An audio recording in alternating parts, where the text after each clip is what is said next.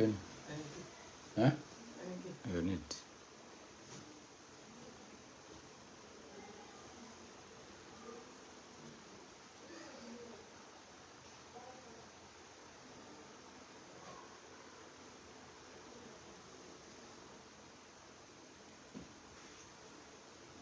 Lọ sọ fún wọn ó dàgbé mo wo message tí wọ́n sì pé kó pè pé wọ́n máa disturb mi bí kò fún ẹni tó bá fẹ́ fún lágbo anybody máa disturb mi.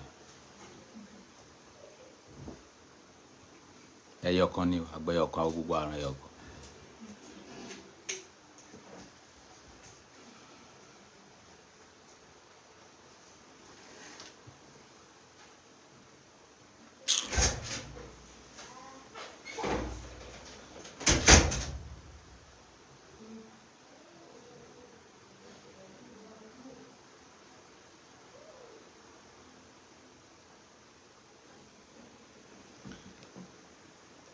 Yes.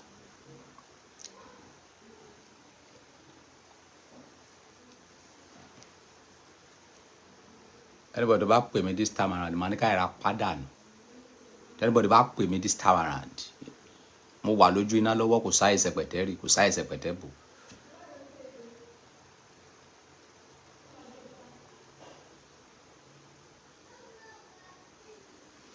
Yes. Bí gbogbo yín ṣe mọ̀ wípé ó pẹ́ tàdé gbowó àwọn tálákà mọ̀. Ẹ jẹ́ ká dùn àwọn tálákà nínú lọ́sẹ̀ yìí. Ẹ jẹ́ ká múnú wọn dùn. So ẹ jẹ́ ká sanwó àwọn tálákà lẹ́nu. Yeah. Bọ̀ kó tó dìgbà máa sanwó àwọn tálákà yẹn. Ẹ̀yin ẹ lè máa sanwó yẹn lọ lábẹ́lẹ̀ àbí kò yé yín. Bọ̀ mo fẹ́ sọ ọ̀rọ̀ kan. Mo fẹ́ kẹ́ share live yìí sí oníbọ̀bọ̀ kan tó máa ń pè ní Tani Ọlọ́run. Mo fẹ́ bá sọ̀rọ̀ díẹ̀. A máa bá sọ̀rọ̀ díẹ̀. A máa gbà níyànjú. Tàbá wá gbà níyànjú tán. A dẹ̀ máa gba gbogbo ẹ̀yin oníṣẹ̀ṣe níyànjú. Ẹ̀yin oníṣẹ̀ṣe. A máa gbà yín náà níyànjú. Tàbá wá gbà yín níyànjú tán. Lẹ́yìn ìyànjú yẹn, then we know where the next step. Yeah. So, fún àǹfààní ẹ̀yin tẹ́ wà ní orí TikTok. Gbogbo ẹ̀yin tẹ́ wà ní orí Instagram. Owó àwọn tálákà là ń gbà lọ́wọ́. Ẹ̀yin tẹ́ wà ní Facebook. Owó àwọn tálákà là ń gbà lọ́wọ́. Ẹ̀yin tẹ́ wà ní orí TikTok. Owó àwọn tálákà là ń gbà lọ́wọ́. But mo máa nídìí ọmọ palace kan kó lọ sí TikTok kó lè bá wa paste àkáǹtì wa síbẹ̀ fún àwọn tó bá fẹ́ san, fún àwọn tó bá fẹ́ fún àwọn tálákà ní owó 200,000 ní gbogbo owó yẹn. Owó tẹ́nìkan péré lè san ni. Yes. Owó tí igi orí ẹnìkan péré lè san ni. But a bá ń san kéékèèké ó máa kárí. Ká tó dùn wọ́n nínú díẹ̀. Because ilé ayé tí a wà yìí kò sí kankan níbẹ̀ jù pé ká máa so oore lọ. Tàbá wá rí owó tí o ní tí ò lè fi ṣe oore, owó rádaràda ni. Ẹ̀yin tẹ́ wà ní TikTok yìí, inú ẹ ti fẹ́ máa múnú bí mi. Mo ti sọ pé tí bá ti wọlé kẹ́ máa double tap. Ẹ má máa múnú bí mi. Okay? Ẹ máa double tap. Okay? So that is it. Mo ní di ọmọ palace kan kó wá sí òkè kó wá paste account number wọn. Kó wá paste account number yẹn kí 200,000 lè pé kí a ká kó ń bẹ̀. Mo sọ pé mo fẹ́ bá Tani Ọlọ́run sọ̀rọ̀. Mo dẹ̀ máa bá àwọn oníṣẹ̀ṣe sọ̀rọ̀ lórí àwọn key kan. Lórí àwọn key kan.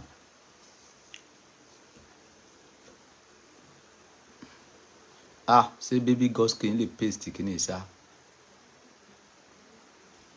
Ẹ bá mi share live yìí fún Ashiva àbí kẹ́ bá mi share ẹ̀ fún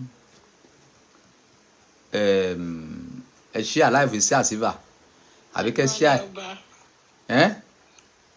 Good morning, Oba. You are blessed. Say, will you paste the account? No. I just buy.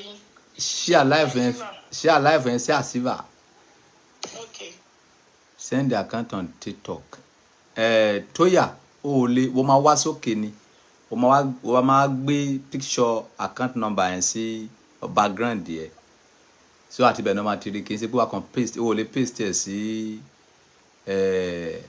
o lè paste account number and sí comment section kò ní dúró ní TikTok.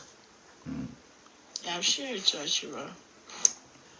So the fún àfa ní kó tó di wípé ẹni tó máa paste account number máa dé owó àwọn tálákà là ń gbà lọ́wọ́ báyìí 30,431,258 First Bank ibi tẹ́ máa send ẹ̀ sí nìyẹn ẹ̀yin ti Facebook jẹ́ kí n wo bí a mo lè paste ẹ̀ sí Adelana Adekunle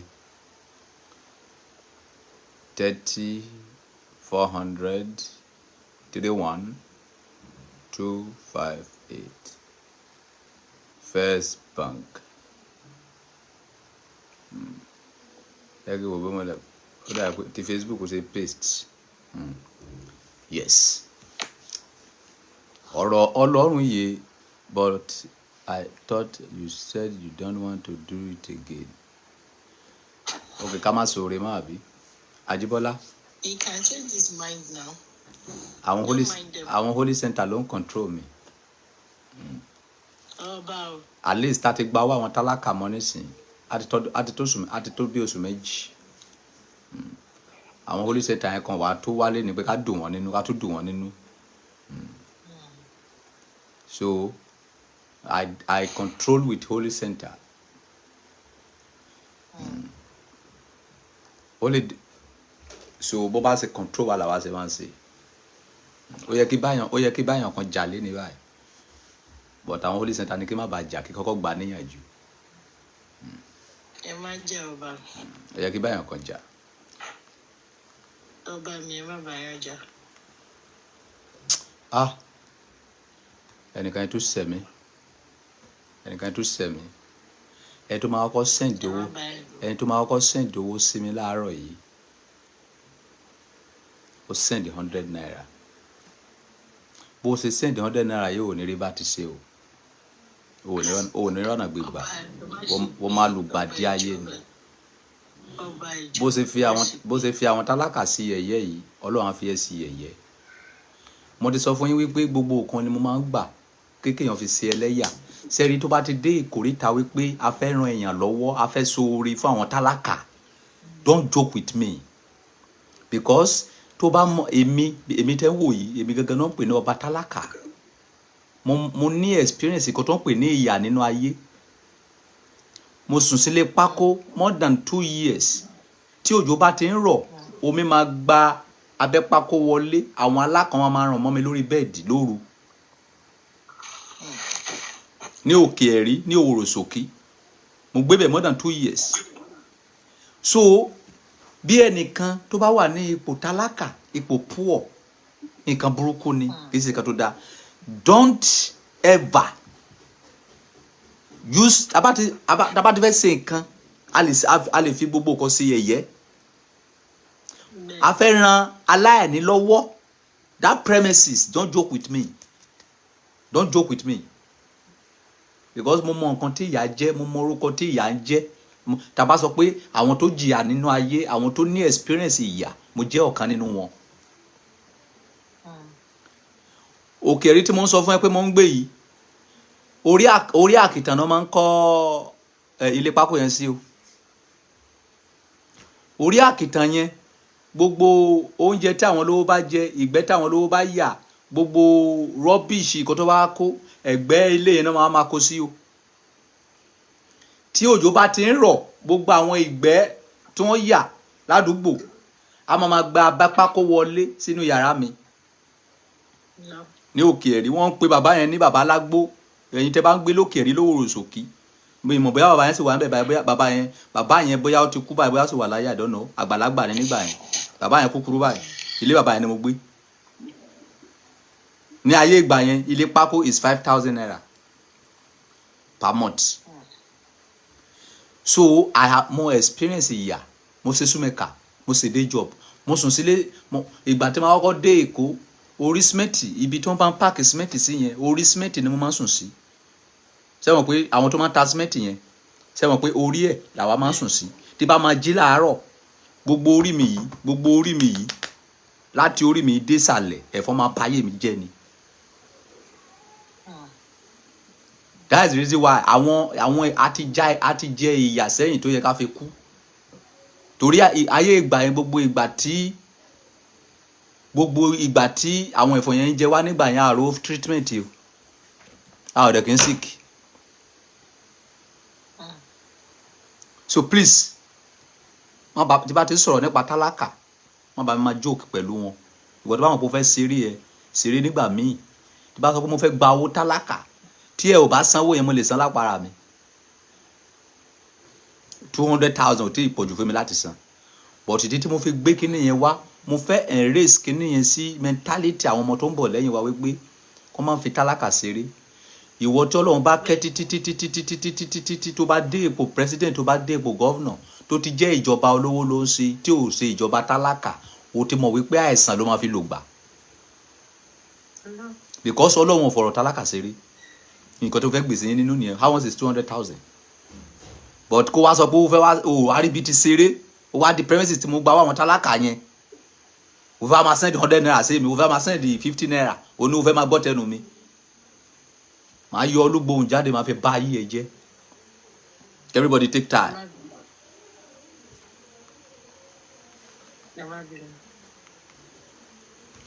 So owó àwọn tálákà lágbà gbọ́dọ̀ bá mọ̀ pé o ní interest mi ò bẹ̀yìn pé kẹ́sí it's not by force gbọ́dọ̀ bá mọ̀ pé o ní interest send there ṣé o tí bá mi rí kí lórúkọ ẹ ni o tí bá mi rí àṣìfà ni send live yẹn sáṣìfà so gbọ́dọ̀ bá mọ̀ pé o ní interest ni kò sí ìwọ tó bá ní interest filẹ̀ it's not by force okay and I don't beg people to pay tálákà money tó bá wá láti inú ẹni tó bá dẹ̀ fẹ́ san owó tálákà tí a ń sọ yìí ìwọ tó ní 2,000 sákàntì má san o ìwọ tó ní 5,000 sákàntì má san o ìwọ tó mọ̀ wípé owó tó wà lọ́wọ́ ẹ kò tó ẹgbẹ́ bùkátà ayé ẹ láàárọ̀ yìí má san o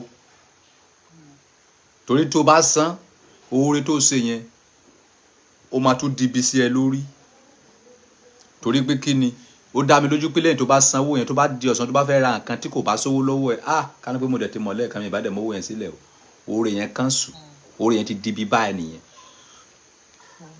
so ìwọ tí àwọn tí a bá wí èyí ni àwọn tó ní agbára àti ṣe òun là ń bá wí lẹ́yìn yẹn a fẹ́ dá group kan sílẹ̀ kí la fẹ́ máa ṣe ní group yẹn nǹkan tí a ṣàkíyèsí ni wípé àwọn ìgbèríko kan wà tí íńtánẹ́ẹ̀tì ò dé tí àwọn èèyàn dẹ̀ sọ́fà ń bẹ̀. I come again. Àwọn ìgbèríko kan wà tí íńtánẹ́ẹ̀tì ò sí tí àwọn èèyàn dẹ̀ ń sọ́fà níbẹ̀. A fẹ́ lọ sí àwọn ìgbèríko yẹn kí àwọn yẹn náà lè jọlá ọba Solomoni kan lè jọlá gbogbo àgbáyé bó jẹ́ àwọn arúgbó ibẹ̀ la fẹ́ lọ ta lọ́rẹ ní o. Ọba ó wà freeze gbogbo ọ̀rọ̀ tẹ́sọ tẹ́lẹ̀ wà freeze. Ṣé ẹ ń gbọ́ mi báyìí? A ti ń gbọ́ yín nísìn gbọ́ àgbọ́ gbogbo nǹkan tẹ́sọ pé ẹ fẹ́ ṣe. Ẹ ti ń gbọ́ mi báyìí àbí? Bẹ́ẹ̀ni. Mo ní àwọn agbègbè kan wà sẹ́ tó jẹ́ wípé íńtánẹ́ẹ̀tì ò dé ibẹ̀ tó dẹ̀ jẹ́ wípé àwọn ènìyàn ń sọ́fà níbẹ̀. Mo ní a ti dá gúrùpù kan sílẹ̀ àwọn gúrùpù tó fẹ́ máa sponsor ìrìn àjò yẹn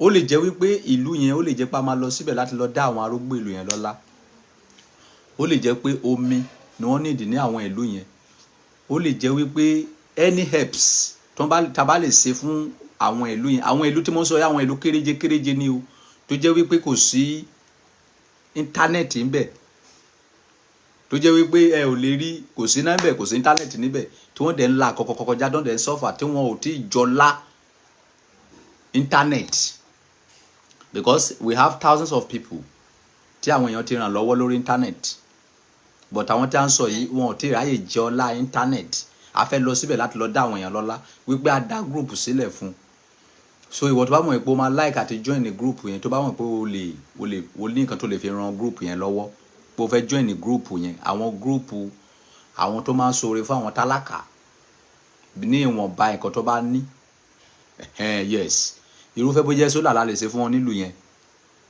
so many things like that so that is what we want to do àti dá àwọn group yẹn sílẹ̀ a máa bẹ̀rẹ̀ ìgbésẹ̀ yẹn láìpẹ́ so ìwọ tó bá mọ̀ pé o fẹ́ join the group yẹn o máa message Ọba Solomon 08134276756 ní WhatsApp group mi so that a máa lè add ẹ sínú group yẹn so ìwọ tá a dẹ̀ fẹ́ add sí group tó bá ti mọ̀ wípé o ò ní owó tó lè fi ran àwọn èèyàn lọ́wọ́ kò sí a ò fẹ́ kó wèrè ní group yẹn o gbogbo àwọn tó wà níbẹ̀ olówó ni wọ́n o kò sí tálákà ń bẹ̀ o so ìwọ tó bá mọ̀ wípé à ń bẹ lọ́hùn ní ẹ́ má join ni o group yẹn group àwọn tí Ọlọ́run fún ní agbára láti ran àwọn èèyàn lọ́wọ́ ni o so ẹni tí dábàdẹ̀ ti ń ṣe gbogbo ẹ̀ lè máa rí all over the world so àwa ò ṣe láti fi kó ọmọ ìjọjọ o mi ò dẹ̀ ṣe torí pé kẹ́lẹ̀ láìkì mi mo ṣe torí wípé èmi náà tálákà ni mí di bí mo ṣe ń sọ̀rọ̀ yìí tálákà ni mí but tálákà mi ìsìn yàtọ̀ sí ti tẹ́lẹ̀ nísìn mo sì lè jẹun ẹ̀mẹ́ta mo dẹ̀ ń lo iná 24 hours iná tí mo ń lò níbí wọn ò lè rí lò ní Asán Rock kì í ṣe tẹnu aládìgbà tó ti ń wò mí wo rí pé iná kó nínú ilé mi iná o anywhere tẹ́ bá ti rí Ọba Solomoni ẹ gbọ́dọ̀ rí iná níbẹ̀ 24 hours iná ò gbọ́dọ̀ ṣẹ́jú pẹ́kẹ́ èèwọ̀ ni anywhere tẹ́ bá ti rí mi ìbáà jẹ́ Ondo State mo wà o ìbáà jẹ́ Èkó ni mo wà o ìbáà jẹ́ Abẹ́òkúta ni mo wà o ìbáà jẹ́ Abuja mo wà o anywhere tẹ́ bá ti rí Ọba Solomoni iná gbọ́dọ̀ dúró wá ká níbẹ̀ ni kò gbọ́dọ̀ ṣẹ́jú pẹ́kẹ́ ìṣẹ́jú kan so bí ó ṣe rí nìyẹn so tálákà ìsìn yàtọ̀ sí ti gbà yẹn so bí a ṣe nǹkan tá a bá lè ṣe láti ran àwọn èèyàn lọ́wọ́ á ràn wọ́n lọ́wọ́ kò sí nǹkan tó fẹ́ gbà lọ́wọ́ yín I don't have kò sí nǹkan tó fẹ́ ṣe fún mi tó fẹ́ jẹ mi lójú so ìwọ tó bá wọn pé o ní interest wo lè wọ díẹ̀ mi wá so owó àwọn tálákà là ń gbà lọ́wọ́ so àṣìbàdà. mo ti ń sẹ́ni ṣé kí n bàtà kí lọ pé ni. ẹ ò ní ìdàtí pé ẹ kàn máa send live yìí sí ni àṣìbà. mo ti send several times. but ó yẹ kí gbogbo àwọn tó wà ní TikTok gan ó yẹ kí gbogbo yín ti mọ account number mi náà ó yẹ kí gbogbo yín ti mọ account number mi ó yẹ kí ti mọ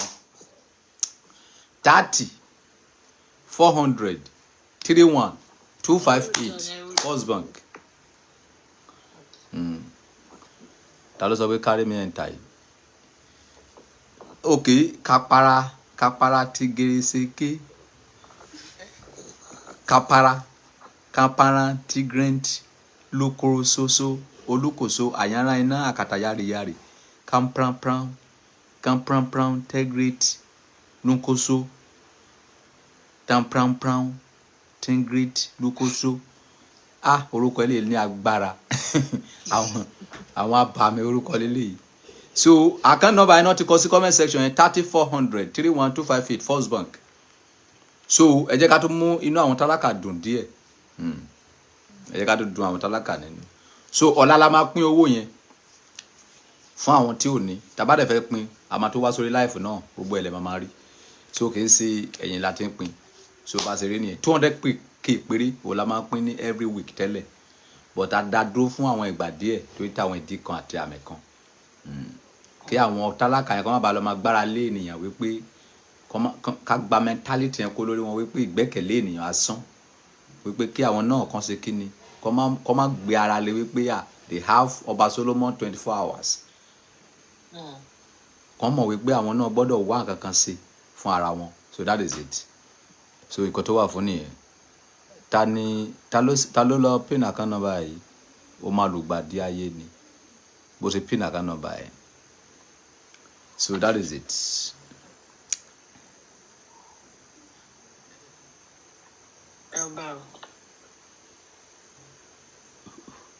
so ẹ ò rí kí lórúkọ ẹ ni ṣé kò sí kí lórúkọ kò sí àṣìbà ló máa mọ bó ṣe ń pin account number ẹ ṣe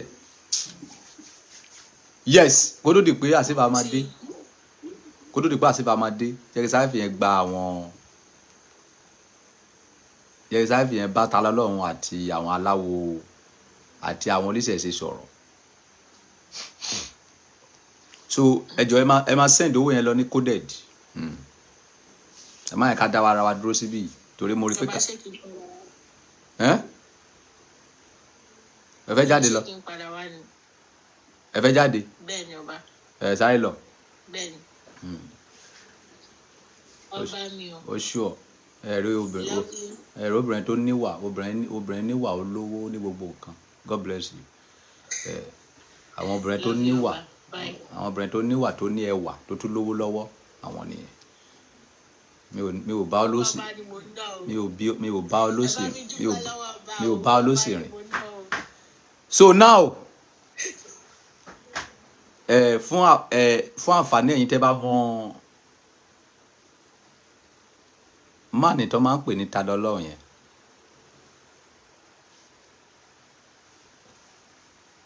Tani Ọlọ́run? This is Ọba Solomon, King Solomon.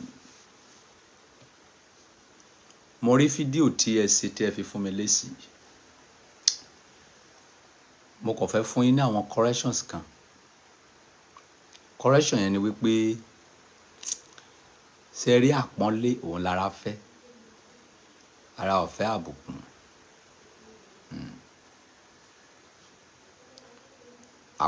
Ara wa yìí àpọ́nlé ló fẹ́. Ara ò fẹ́ àbùkù. Tí o bá fẹ́ promote ìṣẹ̀ṣe lọ ṣiṣẹ́ lórí speech yẹ. You talk jargons. You talk anyhow. You don't have respect at all. Tó bá fẹ́ promote ìṣẹ̀ṣe kì í ṣe ìjà. Kì í ṣe kó máa sọ̀rọ̀ anyhow. No. Ó lè respect ènìyàn tọ́sọ́nà. Kì í ṣe kó sọ̀rọ̀ kì í ṣe dandan kó sọ̀rọ̀ jargons bíi tout bí ọmọ ìta. Okay? Go and work on your speech so that o ní padà tẹ́. O ti jìyà lórí ìṣẹ̀ṣe o. Bọ́ kó bá lè jèrè ìṣẹ̀ṣe lọ ṣiṣẹ́ lórí bó ṣe ń bá èèyàn sọ̀rọ̀.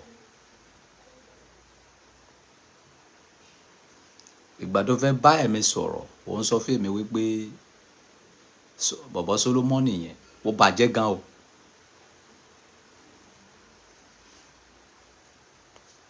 Go and take time. When you want to talk to me, you talk to me with respect. Because I talk to anybody with respect. Okay? Tí ọba Olúwo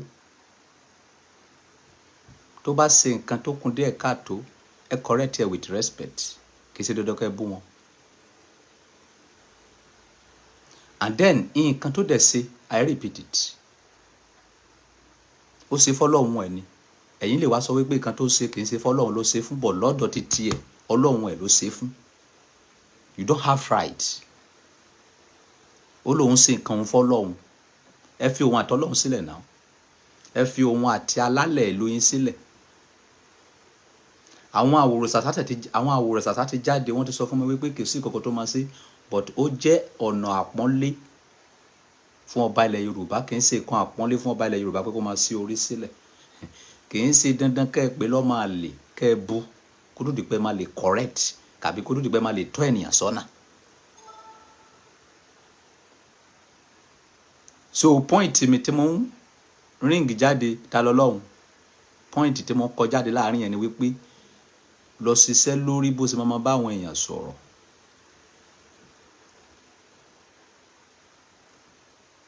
Wo ní passion fún ìṣẹ̀ṣe o. O dẹ̀ kú iṣẹ́ takuntakun. But go and work on your speech. Because speech yẹn ó lè gbé ẹwọ́ anywhere o. Àwa kẹ́ àtún lè báyàn bẹ̀ mọ́ o. because eléyìí tá a ṣe nígbà tó ń mú ẹ lọ sí Ìlọrin ó padà wá kó padà wá sọ fún èmi wípé Ọba Solomoni wò ṣe o àbí o fẹ́ sọ fún mi o rí fídíò tí mo ṣe nípa àbí o fẹ́ sọ fún mi pé o rí fídíò nǹkan tèmi àti àwọn ará Ìlọrin jọ pọ̀ lórí ọ̀rọ̀ ẹ̀ tẹ́nu ẹ bá tún padà kó bá ẹlẹ́ẹ̀kejì mi ò dá sí mọ́ mi ò kí sọ lọ́hùn o but go and take time. Gbogbo àwọn tó wà lórí íńtánẹ́ẹ̀tì ní ayé ìgbà kan tí wọ́n ń takò Ọba Solomoni a ò gbórúkọ wọn mọ́. Ìkan ṣe orí jìrànjìràn nígbà yẹn mi ò mo ti gbàgbé orúkọ ẹ̀. Ìkan náà ní dàda nígbà yẹn àpadà gbórúkọ wọn mọ́ gbogbo wọn ti wọ mi torí òtítọ́ lọ́ba àgbáyé dúró lé lórí. Mi ò dẹ̀ ní sí àbòsí láyé. Mi ò ní gbèsè yẹn ní bí ọ̀rọ̀ bá ṣe rí la máa ṣe sọ. Mi ò ṣiṣẹ́ fún Kristẹni.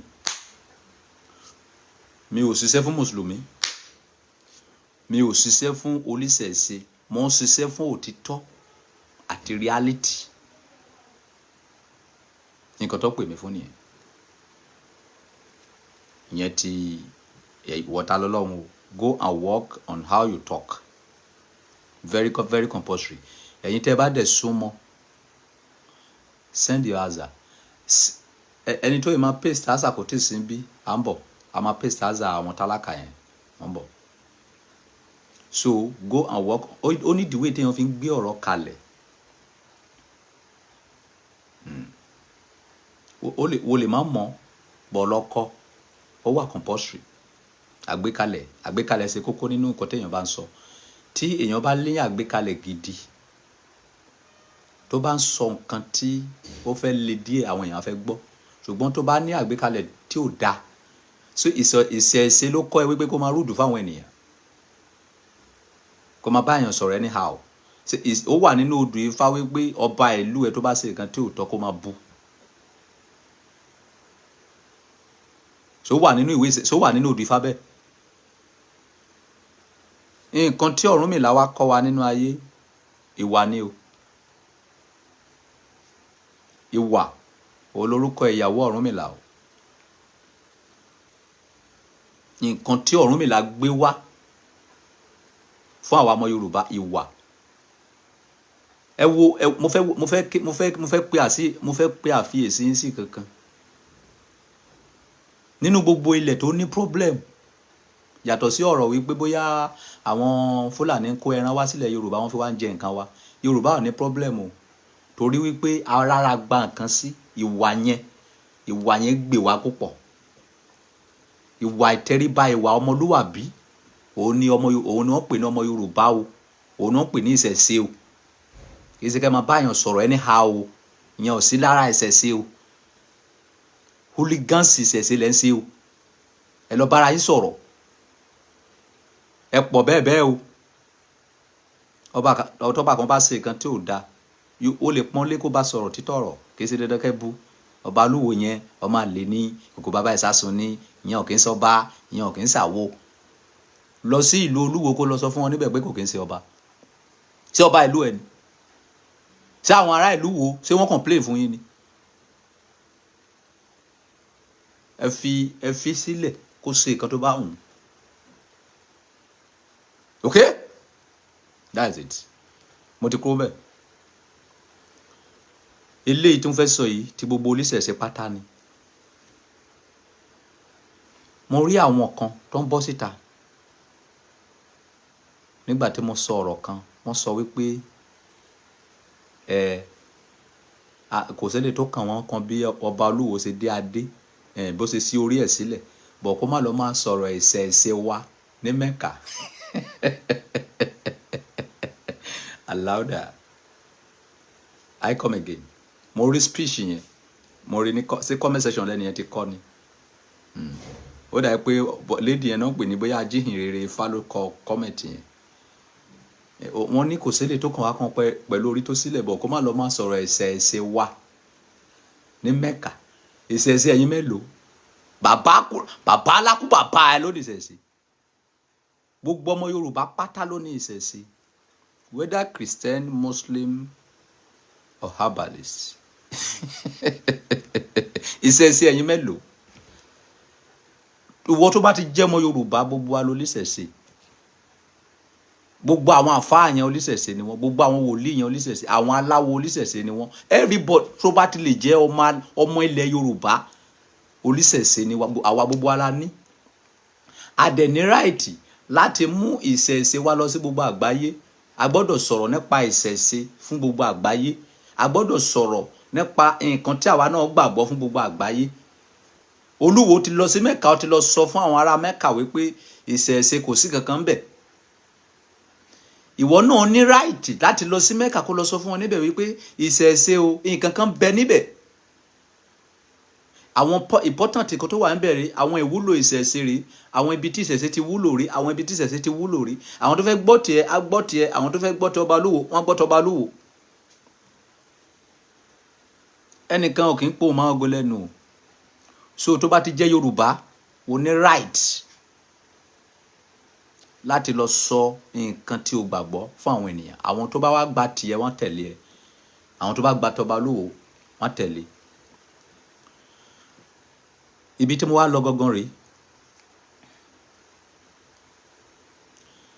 Gbogbo ẹ̀yin tí ẹ máa ń jà fún ìṣẹ̀ṣe, nǹkan kan kọ mí lóminú. Ṣé kò sólówó láàrin yín ni? Mi ò tí ì rí olówó kan nínú gbogbo yín tí ẹ ń jà fún ìṣẹ̀ṣe yẹn. Kí ló fà á? Kàbí àwọn olówó yẹn wà ní underground ni? Lólówó ni. Nǹkan tó dẹ̀ wá fà á tí àwọn olówó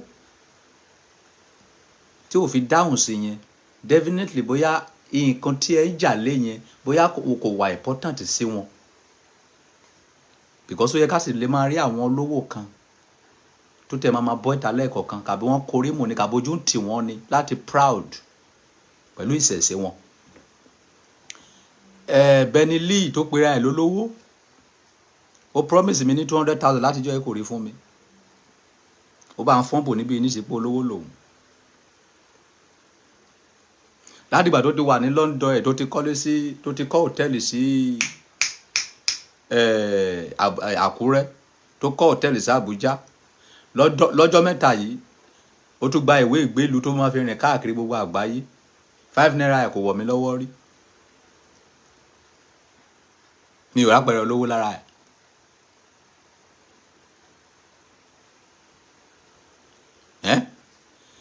So ẹ̀yin olówó tẹ́ jẹ́ ọmọ ilẹ̀ Yorùbá,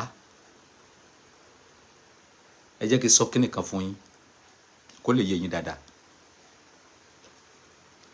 Ṣé rí nǹkan tí ò yé gbogbo wa, àti Kristẹni àti Mùsùlùmí àti aláwo, ni wípé àwọn Mùsùlùmí kan believe wípé kò sédè tó kàn wọ́n kan ìṣẹ̀ṣe. Àwọn Kristẹni kan believe wípé kò sédè tó kàn wọ́n kan ìṣẹ̀ṣe. Jésù làwọn bá lọ. Ẹni tó bá believe bẹ́ẹ̀ yẹn, ó jẹ́ ẹ̀dá kan tó jẹ́ wípé àròjinlẹ̀ ẹ̀ ò tó. Gbogbo yín pátá, Benny Lee 30 400 31 258 30 400 31 258 First Bank. Àkáǹtì mi nìyẹn 30 400 31 258 First Bank. Nǹkan tó yé yẹn jẹ́ kí n láyé yín. Gbogbo ẹ̀yin tí ẹ wà láyé yìí pátá, tó bá ti jẹ́ ọmọ ilẹ̀ Yorùbá, oníṣẹ̀ṣe ni ẹ. How? Ní ṣọ́ọ̀ṣì ẹ tó bá fẹ́ ṣe ìkómọ, kí ni wọ́n fi gbé yín jáde? Ṣúgà, omi, oyin àti bẹ́ẹ̀ bẹ́ẹ̀ lọ. Ṣé inú Bíbélì lẹ ti rí yẹn? Ṣé inú Kòrán lẹ ti rí yẹn? Nǹkan tí ẹ dáyé bá ní, nǹkan tí ẹ ṣẹ̀ bá, nǹkan tí ẹ ṣẹ̀ tí ẹ ń ṣe, nǹkan tí ẹ gbọ́njúmọ̀ tí ẹ ń ṣe. Ìwọ tí wọ́n bá ti ṣe ìkómọ ẹ̀, tí wọ́n ti gbé oyin, omi, iyọ̀ síbẹ̀, tí wọ́n ti fi ṣe ẹlẹ́nu nígbà tó wà ní kékeré, oníṣẹ̀ṣe ni ẹ. Ìṣẹ̀ṣe náà fi kó ẹ jáde, no matter your religion. No matter your religion. Gbogbo apáta oníṣẹ̀ṣe ni wá. But nǹkan tí a gbàgbọ́ nínú ẹ̀ ọ̀tọ̀ọ̀tọ̀. nǹkan tí o gbà ní ọlọ́run rẹ ọ̀tọ̀, nǹkan tèmi gbà lọ́lọ́run mi ọ̀tọ̀, nǹkan tó wá gbà ní ọlọ́run ẹ tó ń wọ̀kì fún ẹ kò kan èmi, nǹkan tèmi gbà ní ọlọ́run tèmi tó ń wọ̀kì fún mi kò kan ẹ wọ. Nǹkan tó ń wọ̀kì fún ẹ yẹn ni kí wọ́n máa ṣe, nǹkan tó ń wọ̀kì fún èmi yẹn ni kí èmi máa ṣe, but nǹkan tó pa gbogbo wa pọ̀, nǹkan tó pa gbogbo wa pọ̀ gẹ́gẹ́ bí oníṣẹ̀ṣe, gẹ́gẹ́ bí ọmọ Yorùbá, a ò gbọ́dọ̀ kẹ̀yìn sí. That is all. Tí gbogbo wa tí a bá ní àròjinlẹ̀, tá a bá gbé ọpọlọ kalẹ̀, tá a bá jọ reason papọ̀, kò sí bí ìjà ṣe fẹ́ wà láàárín Kristẹni, Mùsùlùmí àti babaláwo, because iṣẹ́ wa wọra, iṣẹ́ wa ó wọra ni. Nígbà tí pásítọ̀ fẹ́ lọ ṣiṣẹ́ fún ọmọ tó lérè, tí ó já màrìwò tó fi ń na ọmọ yẹn nínú ṣọ́ọ̀ṣì, iṣẹ́ kí ló ń ṣe yẹn? Sí iṣẹ́ Jésù ni.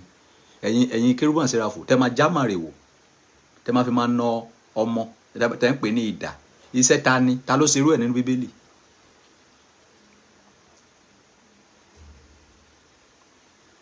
Ẹ̀yin Mùsùlùmí, gbogbo wa pátá oníṣẹ̀ṣe ni wá, ṣùgbọ́n nǹkan tí olúkálùkù ń sus láti gbà ní ọlọ́run ẹ̀ ló jẹ́ ọ̀tọ̀ọ̀tọ̀. Ẹ ní ìdá tí máa bára yín jà. Lẹ́ni náà mo torí bàbá takú ti Jésù àti àfáà kan, àfáà yẹn sọ̀rọ̀ nípa àdúrà. Bàbá takú ti Jésù náà ó wá ń sọ history ayé ẹ̀ fún wọ́n ṣe mú èèyàn wá sọ́dọ̀ àfáà yẹn tó lọ dó èèyàn, tó lọ dó ẹnìyẹn lóyún, tẹ́nìyẹn gbé wá sí kọ́kọ́rọ́ alátẹ. Ìyẹn kọ́ lọ́lọ́run pè wá sí, ìyẹn kọ́ ló kàn. We have thousands of preaching that we can preach tó lè jẹ́ kí gbogbo wa wà ní ìṣọ̀kan. Ẹ wọnú Bíbélì. Ṣé rí nǹkan tí mo kàn experience láyé, nǹkan tí mo experience nínú ayé ni wípé kò sí bí nǹkan ṣe lè burú tó tí a ò ní rí ìkan gidi yọ jáde níbẹ̀. Ẹ wọnú Bíbélì lọ, àwọn ọ̀rọ̀ kan wà níbẹ̀ tí èèyàn bá gbọ́ inú ènìyàn máa dùn. Ẹ mú àwọn yẹn jáde. Ẹ wọnú àlùkùránì lọ, àwọn ọ̀rọ̀ kan wà tẹ́ bá wú jáde nínú àlùkùránì yẹn tí èèyàn bá gbọ́ inú àwọn ènìyàn máa dùn. Ẹ wọnú odù Ifá lọ, àwọn ọ̀rọ̀ kan wà nínú odù Ifá tí àwọn èèyàn bá gbọ́ inú wọn máa ṣe kíni, inú wọn máa dùn. Ẹ stop láti máa preaching tó lè máa dá wàhálà sílẹ̀ láàárín ẹ̀yin mẹ́tẹ̀ẹ̀ta. Ẹ̀yin mẹ́tẹ̀ẹ̀ta kò sí bẹ́ẹ̀ ṣe lè ṣe, ẹ ò lè fi ra yín sílẹ̀. Ẹ ti wọra yín, ẹ ti wọra yín, ẹ ti wọra yín, ẹ ti wọra yín. So ìkọ́ tó fẹ́ bá yín sọ nìyẹn. So owó àwọn tálákà láti ń gbà lọ́wọ́.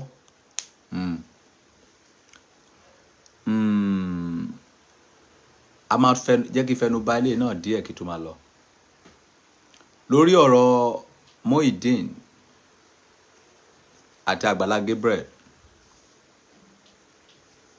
mo rí fídíò tí Muyideen ṣe ní mi ò mọjọ́ tó ṣe, bọ̀ mo rí láàárọ̀ yìí tó sọ wípé ẹnìkan fẹ́ rán lọ sí òyìnbó, Àgbàlá Gabriel ló dínà òun, something like that. So níbi tí ọ̀rọ̀ dé dúró yìí, Àgbàlá Gabriel, àmọ̀ràn kan ni màá fún yín o. Pẹ̀lú ẹjọ́ tí Muyideen rò láàárọ̀ yìí yẹn, mo ti wá rí wípé Muyideen kò mọ nǹkan tó fẹ́. So àmọ̀ràn tí fẹ́ fún Àgbàlá Gabriel ni wípé mo rí wípé àwọn kan lọ ń wàásù fún ẹ wípé kó lọ bá Muyideen yẹn kó má dẹ̀ dárúkọ ẹ mọ́, kó má dẹ̀ ṣègbà mọ́. O ò ní ìdàtí lọ bá Muyideen pé kó má dárúkọ ẹ. Nígbà tí Muyideen bá sì wà láyé wọn máa dárúkọ ẹ, but má dẹ̀ fún Muyideen lésì kankan mọ́. Jẹ́ kí Muyideen máa sọ ọkọ tó bá wù. Mi ò dẹ̀ fẹ́ kẹ́ bínú sí àwọn àfáà tó mú Muyideen sọ́dọ̀, but ọ̀rọ̀ ẹyọ kan tí máa sọ fún Muyideen ni wípé gbogbo nǹkan tẹ̀yìn bá ṣe láyé ìtàn ni lọ́la. gbogbo kan tó bá ṣe lénìí ìtàn ni lọ́la. But Agbala Gabriel, tí ẹ bá make attempt láti fèsì sí ọ̀rọ̀ Muyideen nìkan, ayé máa padà mú ẹ. tó bá wọn kí Muyideen sọ pé o bẹ́ òun lórí, sọ pé bẹ́ẹ̀ ni. tó bá lọ pé o sọ pé o dóyàwó òun, sọ pé bẹ́ẹ̀ ni. tó bá lọ pé o jí owó òun, sọ pé bẹ́ẹ̀ ni. má bá Muyideen sọ anything mọ́. That is your salvation. Because kò mọ ọkọ tó fẹ́. ìgbà tó pè ẹ́ ní afẹ́ ajẹmáfẹ́ ayó, mo fẹ́ mọ mí ní nǹkan tó sọ yẹn. Bọ̀ pẹ̀lú ọ̀rọ̀ tó sọ láàárọ̀ yẹn nísìnyí wípé wọ́n fẹ́ ràn lọ sílùú òyìnbó, ẹ wá dènà òun. ẹni ẹ lọ mímíkì voice òun, ó ní kán fún òun ní 5 million naira. mo rí wípé ó jẹ́ kò mọ nǹkan tó sì fẹ́. nǹkan tó fẹ́ kò mọ̀. So má fún lésì kankan mọ́. Ọlọ́run ti rí àárín ẹ̀yin méjèèjì. tó bá yẹ pé oore ló ṣe fún, Ọlọ́run á san oore fún ẹ. tó bá dẹ̀ jẹ́ pé ibi ló ṣe fún, Ọlọ́run á san ibi fún ẹ. tó bá yẹ pé bó bá jẹ́ pé ọ̀rọ̀ tí Muyideen sọ nípa yín, tó bá yẹ pé dáadáa ni, Ọlọ́run á ṣe dáadáa fún Muyideen. Holy Center, olówó ti wà ní Oníṣẹ̀ṣe o. olówó ti wà ní Oníṣẹ̀ṣe. Bẹ́lílì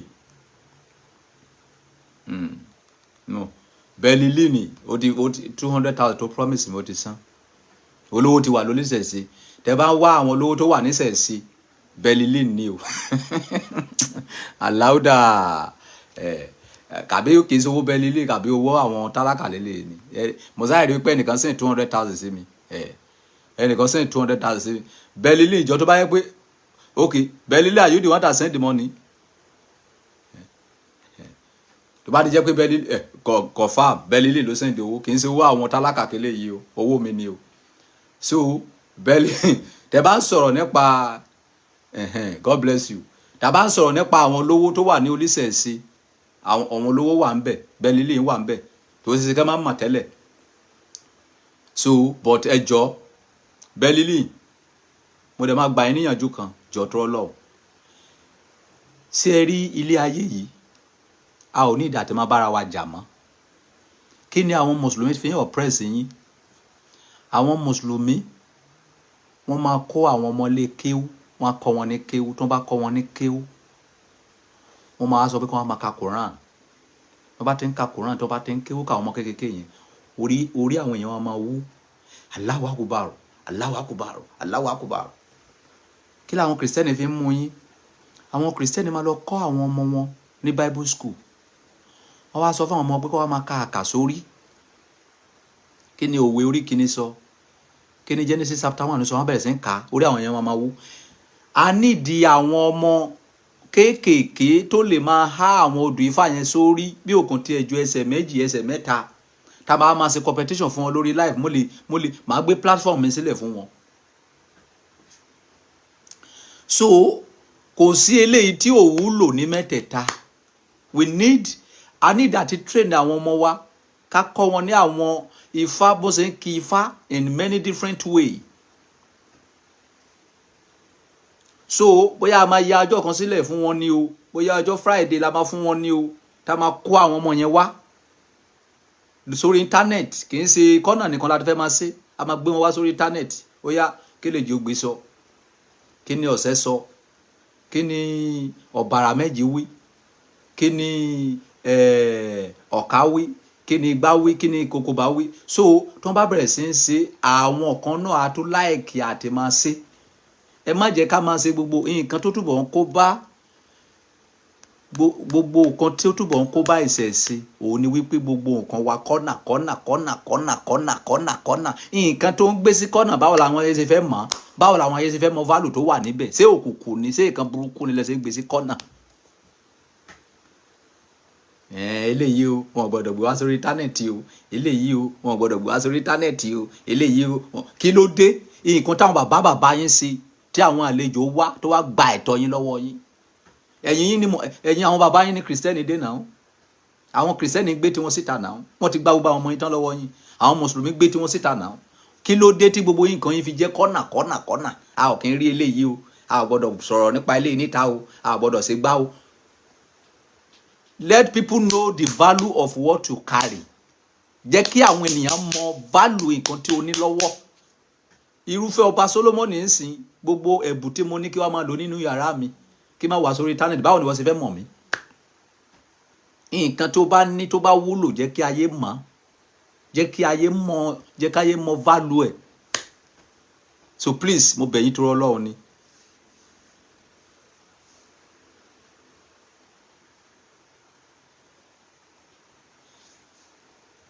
So Ọlọ́run ká ṣẹ́gun fún wa ní rí dààmú. Ẹ jọ̀ọ́ ẹ jẹ́ ká promote ìṣẹ̀ṣe gbogbo ẹ̀ ló wúlò. Ìṣẹ̀ṣe wúlò, Kristẹni ní wúlò tiẹ̀, Mùsùlùmí ní wúlò tiẹ̀. Ilé ìtòlúkànùkùn bá fẹ́ kó bá lọ. It's not by force. Ó yá owó àwọn tálákà là ń gbà lọ́wọ́. Àwọn èèyàn mà ti bínú sí àwọn tálákà gan. Ẹnì kankan ò mà tẹ́ ẹ̀ sẹ́ndì owó tálákà látàárọ̀. Kí ló ṣẹlẹ̀? Ṣé àwọn tálákà ti sẹ́yìn ni? Ẹ gbọ́ ẹ̀yin Instagram ṣé àwọn tálákà sẹ́yìn ni? Àbí ẹ ò san mọ́? Ṣé ẹ ò san mọ́ ni? Kí pé olówó kan pé kó máa san every week. Wígbẹ́ ẹ̀ lò ẹ̀yin ni àwọn holy center sọ pé kó máa san owó yẹn ní every week. Á san ó ṣùọ̀ fún mi. Ṣé ẹ ò san owó yẹn mọ́ ni? Torí ẹnì kankan ò tí ì sanwó yàtọ̀ sí òsínwó nǹkan tó sẹ́ndì 100 naira látàárọ̀. Anybody ò tí ì sanwó síbí yìí lórí ọ̀rọ̀ owó àwọn tálákà tá ń gbà yẹn. Ọ̀rọ̀ owó àwọn tálákà tá ń gbà yẹn ẹnì kankan ò tí ì sanwó síbí yìí. So owó yẹn gan kò ju owó tẹ́nìkan lè san o 200,000 péré ni. Ẹnì kankan ò tí ì sanwó síbí yìí. So accept account details for tálákà kí ni Benin lè sọ? Benin I don't understand. Account details 30,431,258. Benin I don't understand. What do you say? I want to send another. Okay. What do you say, Leni? Okay, no problem. We are expecting it. That is the 200 that Belly. No, it's a owó tèmi ni Belly send lẹ́ẹ̀kan. Belly sọ pé ó máa send èmi fún tálákà ńsìn. So ọ̀rọ̀ Ọlọ́run yìí account number ni 30 ẹ jọ̀ọ́ ẹ máa kọ sí comment section. Account number 30,431,258. 30,431,258. First Bank 30,431,258. First Bank. Ibi tẹ́ fẹ́ sanwó àwọn tálákà sí nìyẹn. Bí agbára ẹ bá ṣe gbé sí ni o. Ìwọ tó bá mọ̀ wípé o lóúnjẹ tó fẹ́ jẹ má san o. Ọ̀la la máa ń pín o.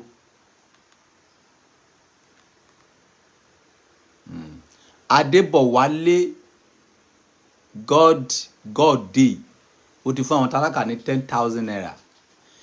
Adébọ̀wálé ire owó ire ọmọ ire àlàáfíà kò ní kó nínú ilé ẹ o.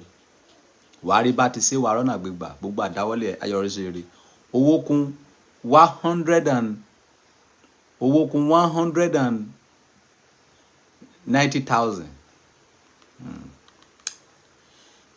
Belili ti fún wa ní 50k wá àwọn tálákà.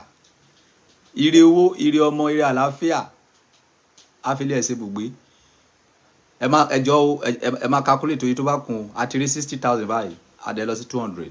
So Belili ìwé ìgbélu tí ẹ gbà ìwé tí ẹ lè fi rìn káàkiri gbogbo àgbáyé ẹ ò ní fi àìsàn lò ẹ ní fi dààmú lò. Àwọn kan ti wá sí lóyìnbó tí wọ́n ti wá ìwé yẹn ìgbà tó kún díẹ̀ kan gbà wọ́n já okùn ẹ̀mí wọn. Ẹlòmíì gba ìwé yẹn tán bó ṣe gbà báyìí ló ní stroke. Bí ẹ ṣe gba ìwé tí ẹ lè fi rìn gbogbo àgbáyé já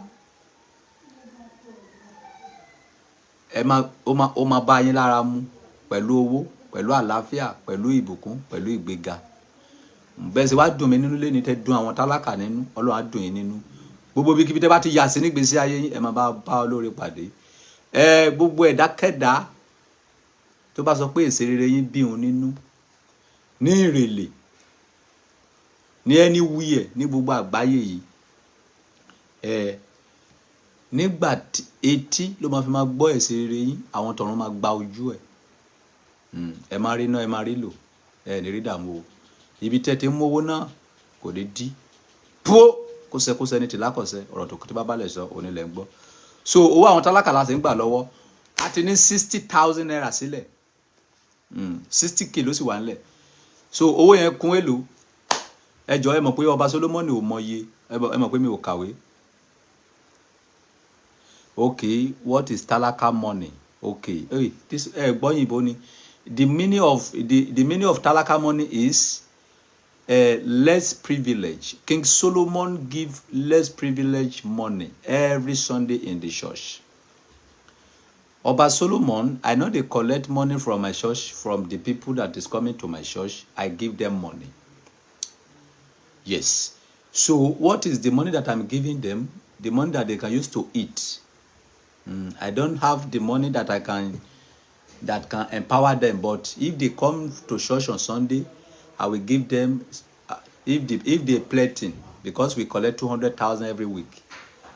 So if they plating, we give them 500 rand. But if they don't plating, we give them 1,000. When they get home, they will see something to eat. That is what we are using the money for. Yes. So that is why I dey go to church once. So, but I don't know how I can speak the English. That is how I can speak it. It's for less privilege, sir. So that is it. Sowunmi Ọlálékan wọ́n ti fún àwọn tálákà ní 10,000 naira. Sowunmi wàrí bá ti ṣe wàrọ́nà gbígbà gbogbo àdáwọ́lé ẹ ayọrísí rí. Orí ẹ ò ní gbàbọ̀dì o. Orí ẹ ò ní gbàbọ̀dì. Bó ṣe du àwọn tálákà nínú ilé ní Ọlọ́run á dùn ẹ́ nínú. Owó yẹn jẹ́ èlò bẹ́ẹ̀ yẹn. Ẹ jọ̀ọ́ ẹ má bá mi kọ sí comment section. Ó jẹ́ èlò. Ó jẹ́ èlò bẹ́ẹ̀ yẹn 60,000 plus 10,000 ó jẹ́ èlò. Táíwò Adédáyọ̀ ó ti fún àwọn tálákà ní 10,000 again. Ire owó, ire ọmọ, ire àlàáfíà àfilẹ̀ ẹ̀sìn bùgbé. Gbogbo orí tálákà àgbáyé á gbè yín. Tí a bá ṣe ń pín owó yìí fún àwọn èèyàn lọ́la tí inú wọn dùn, tí wọ́n jó, tí wọ́n yọ̀. Ayọ̀ náà á dénú ilé ẹ náà. O ò ní tọrọ jẹ, o ò ní tọrọ mu, o ò ní tọrọ ná, o ò ní tọrọ lò. God bless you. So bá ṣe ṣe live lórí Instagram, Facebook yìí àti lórí TikTok yìí lọ́la náà bàbá ṣe fẹ́ pín owó yìí bá ṣe máa ṣe nìyẹn. Everything about King Solomon is transparent. Mi ò ní kankan sí cupboard. Ìdí nìyẹn gbangba làṣàwà máa ń ta. Kò sí ẹni tí àwa ò lè bá sọ̀rọ̀ torí àwa ò ní skeleton sí cupboard. Gbogbo ẹ̀yin tí ẹ wà níbí yìí ìwọ tó bá ní skeleton sọ́dọ̀ ẹ gbé jáde.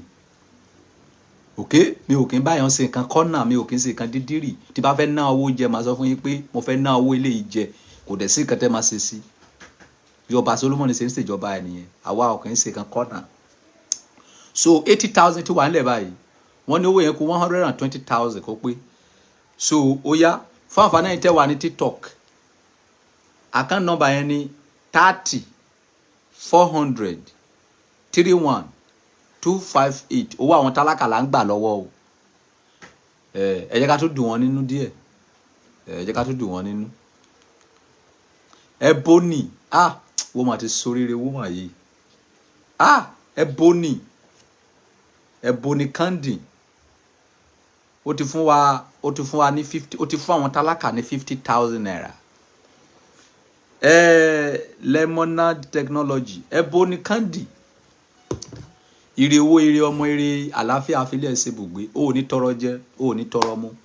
Gbogbo àdáwọ́lé ẹ pátá ayọ̀rísí ire. Bó ṣe sọ wípé kí inú àwọn tálákà dùn, inú ẹ máa dùn. Wàá rí bá ti ṣe, wàá rọ́nà gbégbà. So gbogbo owó yẹn jẹ́ èlò báyìí. Àti rí 50 sí ó jẹ́ èlò. Ẹ má yẹ kí gbogbo ẹ lọ dàrú. Ó jẹ́ èlò báyìí.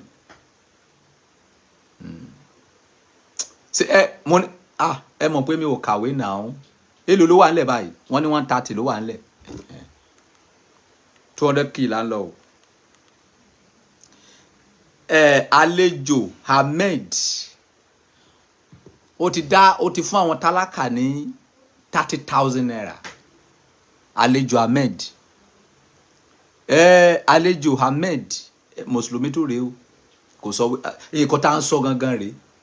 Ìfẹ́ la kó já òfin o, ẹ má jẹ́ kó sọnù rárá. Kò torí wípé ẹni tó ń ṣe kíní yìí kò kí ń ṣe mùsùlùmí kó sọ pé wọn ò ní dá sí. Bí mùsùlùmí bá ṣe nǹkan tó dá, oníṣẹ̀ṣe kìrìsìtẹ́nì ẹ jẹ́ ká kọ́wọ́ tì ká bá ṣe. Tí oníṣẹ̀ṣe bá ṣe nǹkan tó dá, kìrìsìtẹ́nì mùsùlùmí ẹ jẹ́ ká kọ́wọ́ tì ká bá ṣe. Nǹkan tí mo ń ṣe yìí kì í ṣe kìrìsìtẹ́nì nìkan ló máa gbà. Àwọn aláwo máa ń wá ṣọ́ọ̀ṣì mi, àwọn kìrìsìtẹ́nì máa ń wá, àwọn oníṣẹ̀ṣe máa ń wá. Ẹ máa rí àwọn màmá tó lo ìjáàbù tó fẹ́ wá gbowó yìí. Ṣé mo fẹ́ lé wọn kó ní ṣọ́ọ̀ṣì ni pé kó má wá gbà? Èmi ò dá ṣọ́ọ̀ṣì sílẹ̀ torí pé a fẹ́ wá ṣẹ̀sìn o. A dá sílẹ̀ wípé ká lè máa ṣoore fáwọn ènìyàn ni. That is all. Nǹkan tó ń pè ní storehouse ni gẹ́gẹ́ bí ó ní ẹ mú gbogbo ìdámẹ́wàá yín sí ilé ìṣúra. Ilé ìṣúra gangan ní ṣọ́ọ̀ṣì tọ̀dọ̀ wa ta ti ń ta àwọn èèyàn lọ́rẹ. Mi ò kí ń gbà ìdámẹ́wàá ní ṣọ́ọ̀ṣì mi o. But tí àwọn èèyàn bá ti fún wa lówó, a máa ń ṣoore fáwọn ènìyàn. Okay, kò síbi tí mi ti ń ṣoore mi ò kí ń ṣe ṣọ́ọ̀ṣì nìkan mo ti ń ṣe o. Òdí nìyẹn tí mo sọ pé mo fẹ́ dá program yẹn sílẹ̀. A fẹ́ wọnú ìgbèríko lọ. A fẹ́ lọ máa dá àwọn èèyàn lọ́lá nínú oko àwọn ibi tí íńtánẹ́ẹ̀tì ò dé. Àwọn tí ò láǹfààní àti jẹ́ ọlá íńtánẹ́ẹ̀tì, àwọn ẹlòmíín nídìí sólà, àwọn kan nídìí igbá, àwọn kan nídìí àwo. A fẹ́ wọnú àwọn ìgbèríko lọ lọ́jọ́ mẹ́ta yìí. So iṣẹ́ tá fẹ́ ṣe lọ́jọ́ mẹ́ta yìí nìyẹn. Ìwọ tó bá mọ̀ pé o ní interest láti máa ran àwọn èèyàn lọ́wọ́, wo lè join the group wa yẹn. Wàá kàn message mi lórí WhatsApp 08134276756. So eléyìí 200,000 tá ń gbà yìí every week la fi ń gbà. But ó pẹ́ tí mo ti gbà mọ́ torí wípé kí ni mo fẹ́ kí àwọn tálákà yẹn kó ní mentality wípé ẹ má gbára lé ènìyàn, ẹ̀yin náà ẹ lọ wáṣẹ́ sí. Nǹkan tó wà fún nìyẹn. Ìdí tí mi ò fi gbà lọ́jọ́ mẹ́ta yẹn nìyẹn. Kó má gbára lé ọba Solomoni, mo lè kú at any time. Mo dẹ̀ lè wà láyé. Wọ́n lè béèrè níjọ́ mi kí n sọ pé mi ò ní. Wọ́n ti wà ní mentality wọn wípé èèyàn ò gbọ́dọ̀ máa gbára lé ènìyàn. Nǹkan tó fà tí mi fi gbà látijọ́ ẹ̀dẹ̀ tí mo ti gbà owó ẹ̀ máa báyìí ó ti tó oṣù méjì. Wọ́n béèrè lọ́wọ́ mi ọba Solomoni owó àwọn tálákà ìgbà wa la máa san. Ẹ sì fi àwọn tálákà sílẹ̀ kí àwọn náà kó bọ́ra wọn. So that is it. Tí wọ́n bá tún gbà lọ́la báyìí inú wọn máa tún dùn. But a fẹ́ wọnú igbó lọ, a fẹ́ wọnú àwọn oko yẹn lọ, a fẹ́ wọnú àwọn oko yẹn lọ, a fẹ́ máa dá àwọn èèyàn, a fẹ́ du àwọn èèyàn nínú, especially àwọn tí ò jọlá internet. So that is it. God bless you. So dábàá dẹ̀ tí ń lọ ẹ tí mo pa máa gbé generator dání because Starlink la máa lò because kò sí network láwọn àwọn igbó yẹn. O máa ní ìdí kí n ra generator, brand new generator tó jẹ́ wípé a máa lè fix kíní yẹn mọ́. Starlink la máa lò. Ẹ̀yin fún àǹfààní ẹ̀yin tẹ́ ẹ mọ̀ nǹkan tó ń jẹ́ Starlink. Jẹ́ kí n fi hàn yín. Mi ò lè fi hàn yín o. Mi ò lè fi hàn yín. Mi ò rò pé ó máa lè gùn débì.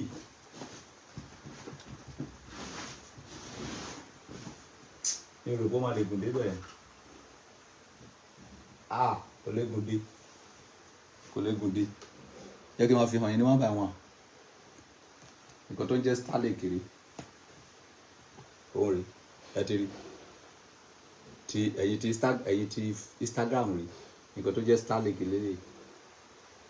Òun làwa ń lo àkín lo internet. Mo ti fi hàn ti Instagram o. Ẹ̀yin ti Facebook. Wọ́n bọ̀. Mo fẹ́ máa fi hàn ní one by one. Ẹ lè sọ pé irọ́ ọba Solomoni pọ̀ jù.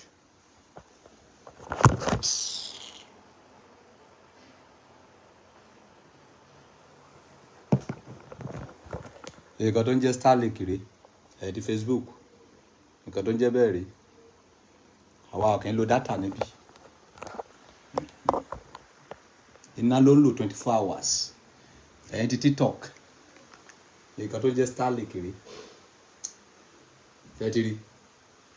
Àwa ò kí ń lo data. So nǹkan tá a máa gbé lọ sí àwọn inú igbó yẹn lélẹ̀. Tó jẹ́ kò síbi tó bá wà ní gbogbo àgbáyé. Ó máa gbé nẹ́tíwọ́ọ̀kì wá.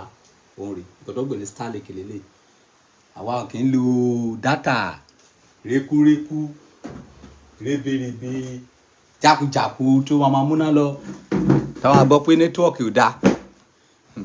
So kíní ẹ̀ la máa gbé wọnú igbó lọ anyway tá bá wà network á lè wà but ó need iná 24 hours ó máa need kára generator fún so anyway tá bá wà kò sí bí ìlú yẹn ṣe lè jẹ́ igbó tó a máa ní network ń bẹ so nǹkan tá fẹ́ lò nìyẹn níbo la gbowó dé níbo la gbà dé wá àwọn tálákà ìdí ni tó ń sọ pé a máa ra generator sẹ́ẹ̀ mo máa ra generator kékeré fún so tó jẹ́ wípé tá bá ti ń lọ a máa gbé generator yẹn sínú mọ́tò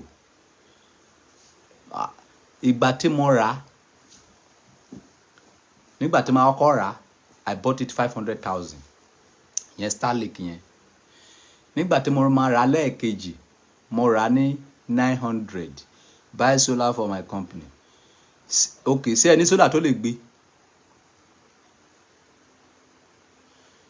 tẹ́ bá ní solar tó lè gbé ẹ lè ta solar fún wa náà tá lè máa gbé káàkiri we will buy it a máa sọ̀rọ̀ after this program yes tẹ́ bá ní solar tó lè gbé Starlink yẹn nìkan so we buy it so ilé tá máa fi ra contact you okay no problem a máa sọ̀rọ̀ after this program so anywhere tá bá wà nínú igbó a lè connect wípé ẹ̀yin ènìyàn ẹ wo kọ́tà ń ṣe níbí nǹkan báyìí la fẹ́ ṣe nǹkan báyìí la fẹ́ ṣe nǹkan báyìí la fẹ́ ṣe àwọn kan wà nínú igbó yẹn tíya ti fẹ́ bà orí wọn jẹ́ tí wọn ò jọlá ìjọba tí wọn ò jọlá kíní rárá àwọn tọ̀run ti rántí kan àwọn yẹn so nǹkan tá fẹ́ ṣe nìyẹn so ìwọ tó bá wọn pé o fẹ́ wà ní group yẹn tó bá wọn pé o fẹ́ sponsor program yẹn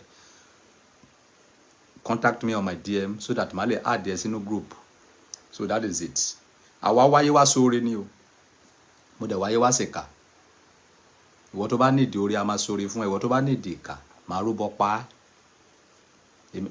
èsùn lèmi o abániwọ́ràn bá ọ̀rí dá ẹbúra tí ń jẹ́ látọpa ẹlẹ́kóso kún láàárọ̀ yìí ṣẹ̀jẹ̀ yes so bó bá sọ pé bó bá fẹ́ kan gidi a máa fún ẹ ní kan gidi bó bá sọ pé ó yá wèrè a máa fún ẹ ní wèrè so kò sílẹ̀ tó bá fẹ́ tí a ní fún ẹ èmi ò kì í dáríjì ènìyàn má ṣẹ̀ mí mi ò ní dáríjì ẹ because ọlọ́run kì í dáríjì ènìyàn ọlọ́run ni mo jọ ọlọ́run kì í dáríjì ènìyàn ó máa bá ẹ sún ẹ̀ṣẹ̀ síwájú tó bá ṣẹ̀ mí tó bá bẹ̀ mí máa fi ẹ́ lẹ̀ máa bá ẹ sún ẹ̀ṣẹ̀ síwájú dọjọ́ tó máa tó ṣẹ̀ bí ò bá wá ṣẹ̀ mí tí tó fi kú ọmọ ẹ tó bá wá ṣẹ̀ mí àwa jìyà àrùbọ pa ọmọ ẹ yẹn ọlọ́run máa ń bá èèyàn sún ẹ̀ṣẹ̀ èèyàn síwájú ni ọlọ́run kì í dáríjì ènìyàn tó bá ti ṣẹ̀ tó bá ti tọrọ àforíjì ọlọ́run fi ẹ́ lẹ̀ tó bá fẹ́ díì pẹ̀lú ẹ kò ní díì pẹ̀lú ẹ ní premises yìí níbo la gbowó dé ẹ jẹ́ ká kọ́ parí owó yìí náà kó tó lè pa máa wọnú ọ̀rọ̀ lọ mo ní mo rí 30,000 lẹ́ẹ̀kan àbí Precious kí ni Precious sọ yìí Precious 100k ó lọ sí oògùn owó ni àbí kì í ṣe Precious tí mo mọ̀ tẹ́lẹ̀ kàbí ṣé Precious àtijọ́ ni ṣé kì í ṣe Precious ọmọ tó gbóbò wá ká mi mọ́lé nígbà yẹn tó gbé ọbẹ̀ wá déètì lọ sí oògùn owó ni wo send 100,000 mi ò jẹ́ kí n sì rí iná kó tó pé mo máa sọ̀rọ̀ bóyá kẹ̀kẹ́ ń ṣe 100 bóyá kẹ̀kẹ́ ń ṣe Precious tiẹ̀ bóyá Precious èmi ṣé kì í ṣe Precious tó gbé ọbẹ̀ wá fún mi lé nígbà yẹn tí ó bá ya owó mọ́tò lọ sọ pé o send 100,000 níbo ló ti fẹ́ rí o fẹ́ lọ jí Precious tó sọ̀rọ̀ yìí tó comment ṣé Precious tó lúwa làṣẹ àbí process èmi àbí Precious èmi tí mi ò mọ̀ irú process wo ló sọ pé òun send 100,000 níbo la gbowó dé èlò ló wà nílẹ̀ Precious wo ló sọ pé òun send 100 yàgé sì máa wà káǹtì lọ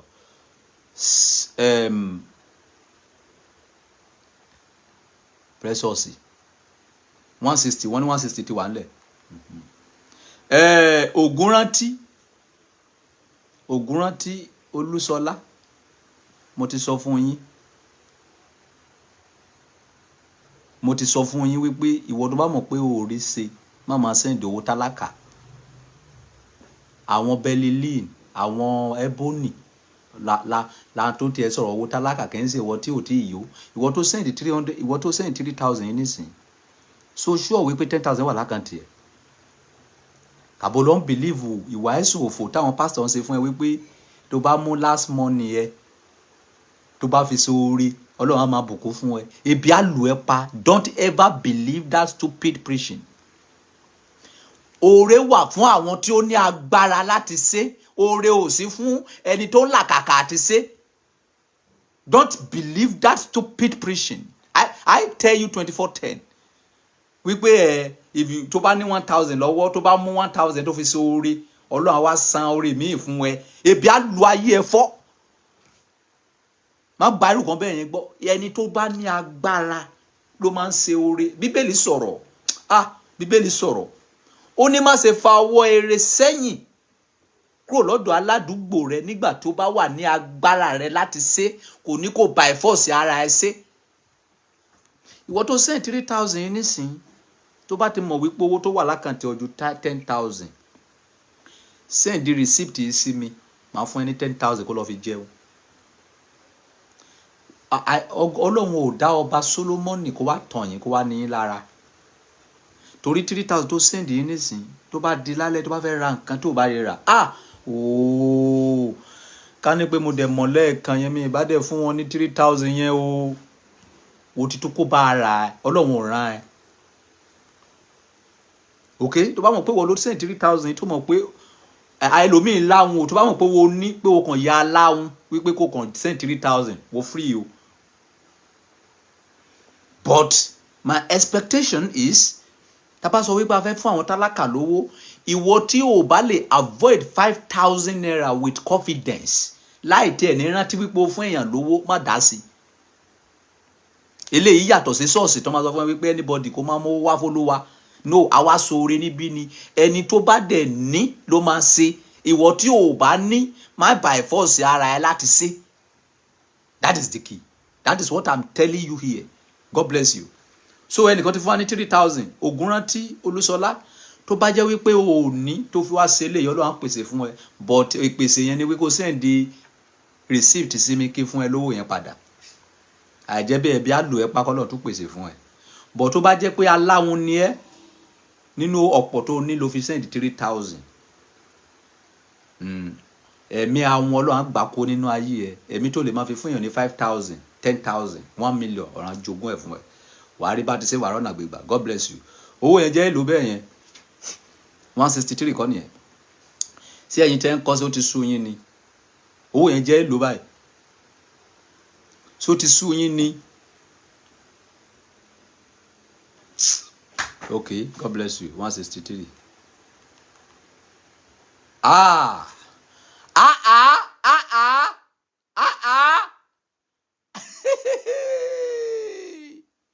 Ọmọ méjì sí ogun owó. Kabuma ká 50k. Sango. Owó ẹni kí ti pọ̀pa. Owó ẹni kí ti yapa sílẹ̀ o. Kabuma ká. Aláùdà. Olúpẹpẹ. Ajapẹpẹ. Kabuma ká.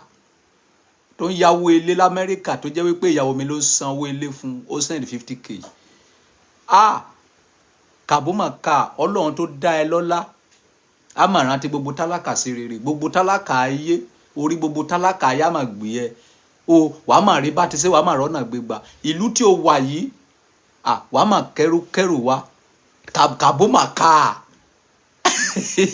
Aláùdà. Ẹ̀yin ènìyàn ẹ gbà mí ni. Kabuma ká. Ẹlẹ́jọ́ wẹ́wẹ́, elébi àgbáyé. Ọlọ́run dẹ̀ yí gbèsè ayé ẹ̀ padà. Ó dẹni tó send 50k. Kò sẹ́ni tí Ọlọ́run gbàgbé o. Àbájọ tí Àlóore fi sọ̀rọ̀. Kò sẹ́ni tọ́lọ́run gbàgbé, àsìkò ni kò ì tó. Ọlọ́run kò gbàgbé Kabuma ká sábẹ́ bíríìjì ní London ó jàre. Kò sẹ́ni tọ́lọ́run gbàgbé ó jàre o, àsìkò ni kò ì tó. Ẹ má tó send owó. Bẹ́ẹ̀ send owó. Olóṣó ni wọ́n fi lọ dó àtẹnẹkí. Ẹ má tó send owó mọ́ o. Bí mo ṣe sọ ẹ̀wọ̀n ní gbọ́ o. 200,000 yìí ti pé.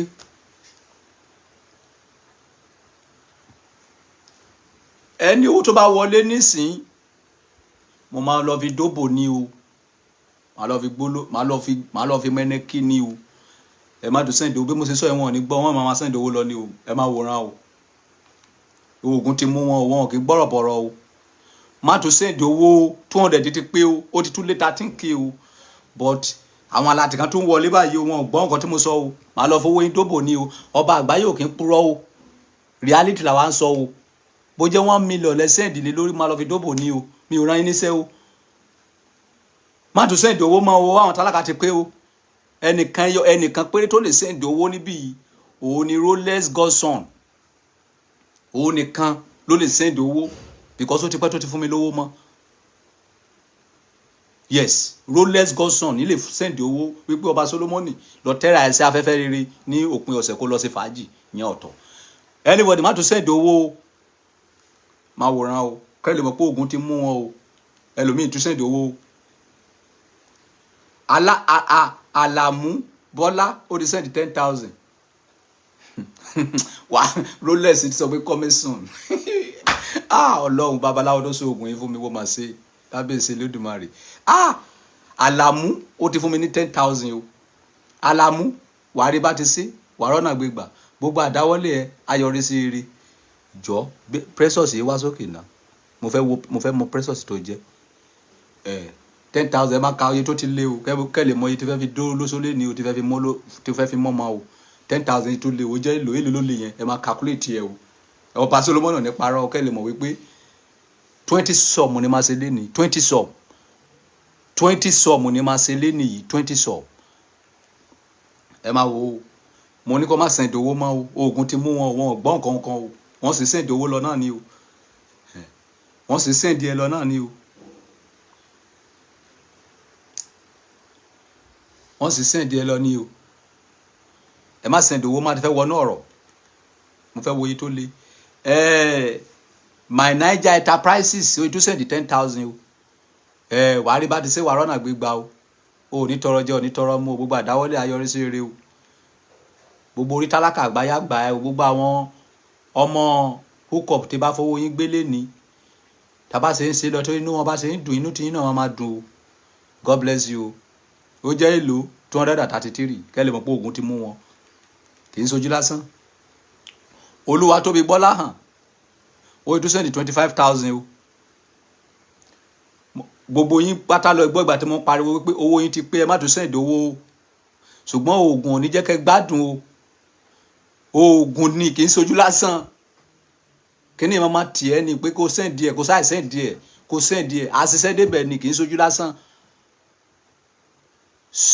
so Olúwatóbi ti send 25,000 o wàá rí bá ti ṣe wàá rọ́nà gbígbà o gbogbo àdáwọ́lé ayọrí sí eré o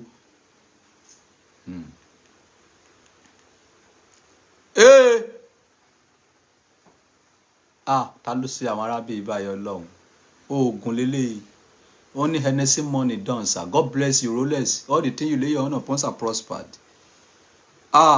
mi ò mọ ẹni yóò lórúkọ ti tún send 50,000 naira ẹ̀yin ọmọ ó yẹ kó ti yé yín bẹ́ẹ̀ yẹn jẹ́ ká pàdé lórí Ìtafọ́gò lálẹ́ yìí ẹ jẹ́ ká pàdé ó ti yé yín ẹ jẹ́ ká pàdé owó ti wà ńlẹ̀ owó tí bá gbà léde èdè náà lè máa ná tán torí èmi máa tó wọlé lọ́la mi ò ní service bí mo ṣe wà yìí kí n jẹun dóbò ṣe fàájì múnú ara mi dùn ló bá mi ẹ máa calculate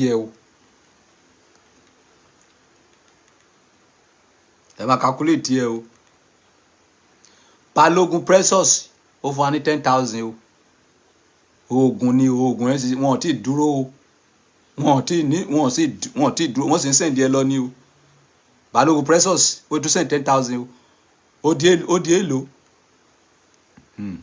ẹ jẹ́ ká pàdé lórí Ìtafọ́gò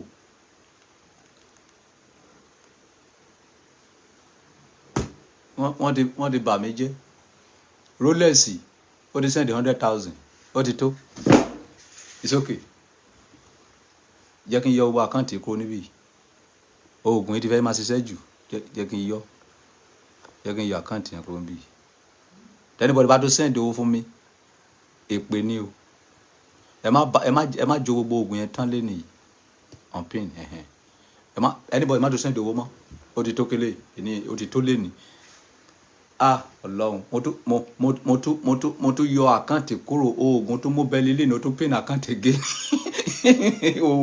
babaláwo yóò ọ̀run rí ẹ babaláwo yóò ọ̀run rí ẹ babaláwo yóò ọ̀run rí ẹ kábíyèsí babaláwo yóò ọ̀run rí ẹ oògùn ògógólú sọ ó mà ṣe o iṣẹ́ kọ́ lówó so oògùn tọ́jú bọ̀ nǹkan iṣẹ́ díẹ̀ owó ńlá ni èlò ní gbogbo ẹ̀ báyìí èlò ní gbogbo owó tá a gbà yín èlò ní gbogbo ẹ̀ jẹ́ báyìí èlò ní gbogbo ẹ̀ jẹ́ èlò ní 400 and what oògùn ní so tán wọ́n sáà Rolex ṣáìdé sọ pé I deserve more sẹ́ẹ̀ kì í sojú lásán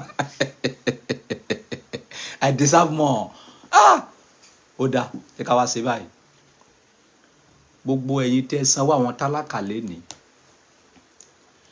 tí ẹ tún sanwó ẹnẹkí tẹ́ sanwó àwọn ọmọ tí máa gbé lẹ́ni bẹ́ẹ̀ ṣe múnú mi dùn bẹ́ẹ̀ ṣe múnú àwọn tálákà dùn Ọlọ́run amúnú yìí dùn ire owó ire ọmọ ire àlàáfíà àfilẹ̀ yìí ṣe bùgbé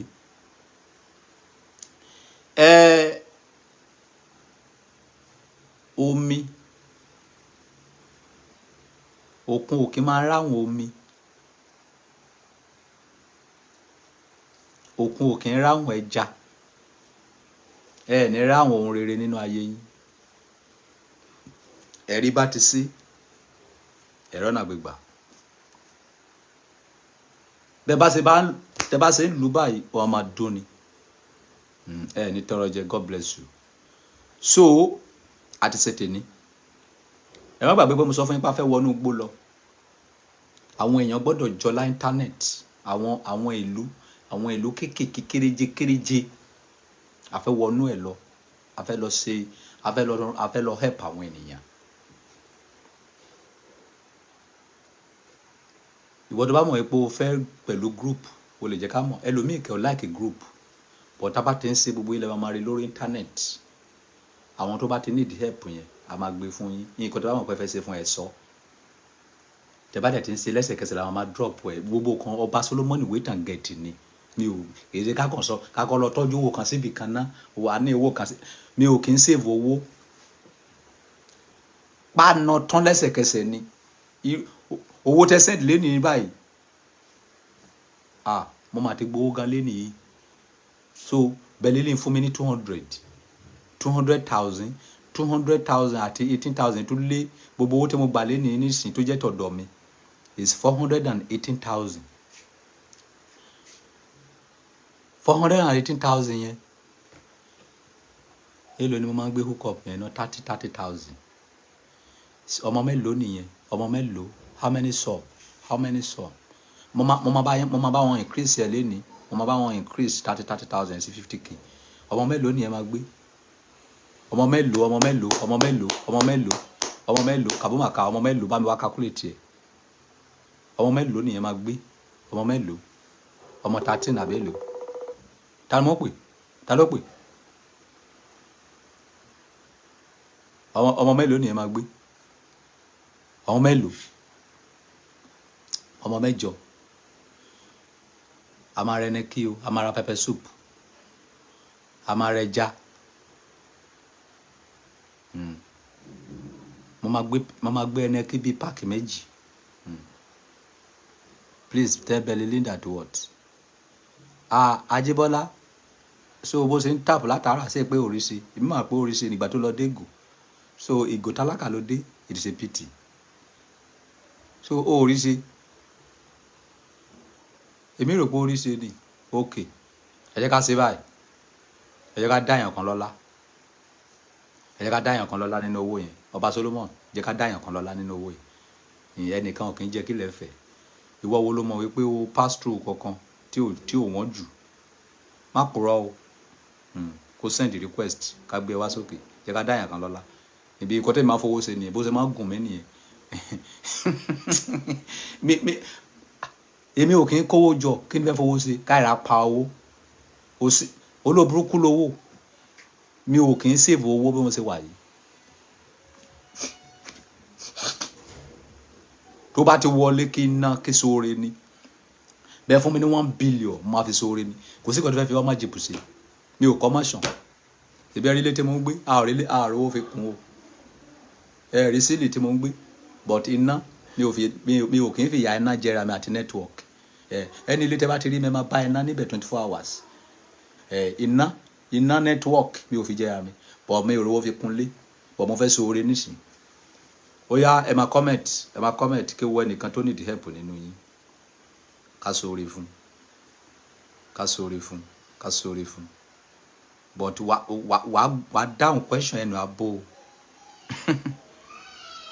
wà dáhùn question ẹnu abo ká tó help ẹ o tó bá lè sí ojú ẹ má wá sókè mi ò kì í sóore fún ẹni tọ́lọ́run bá bínú sí o ẹni tọ́lọ́run bá bínú sí mi ò kì í sóore fún o àwọn holy center máa bá mi sọ̀rọ̀ ni o.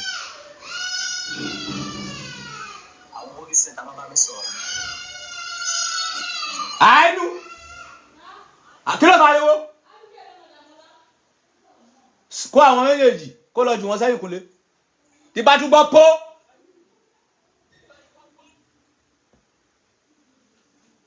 ta ló wà ní òkùnkùn máa yọ ìdá mi ò ráyè sẹpẹtẹ́rì o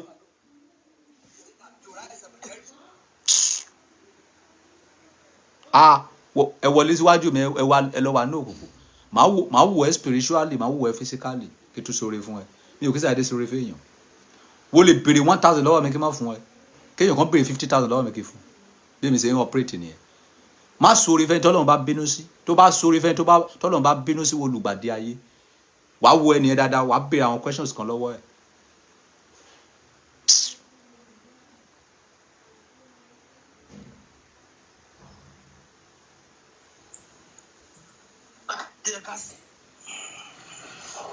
wọ́n bá mọ̀ pé o lè sí ojú má wá sókè níbí yìí o.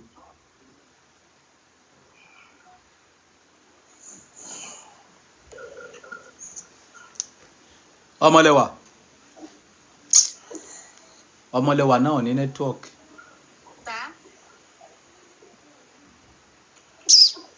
o ní network inú òkùnkùn ló ń gbé wá máa lọ.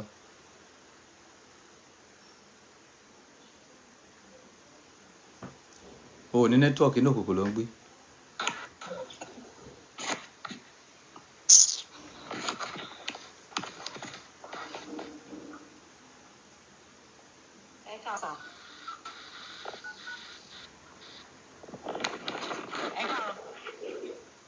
kí lẹ fẹ́. mo ní ìdìrànlọ́wọ́ yín ni sà. lórí kí ni. mo ṣe gbalé ni so ilé tí mo gbà yẹn mo ti sanwó lé ibẹ̀ náà so ọmọ mi dẹ̀ tún fẹ́ san owó school so mo ti gbalé yẹn bọ́ mi tí ì ra gáàsì síbẹ̀ mo dẹ̀ ní láti ra gáàsì síbẹ̀ mo lọ ń jẹun níta ni so owó school ọmọ mi náà dẹ̀ ti wà mẹ́ balance owó school ẹ̀.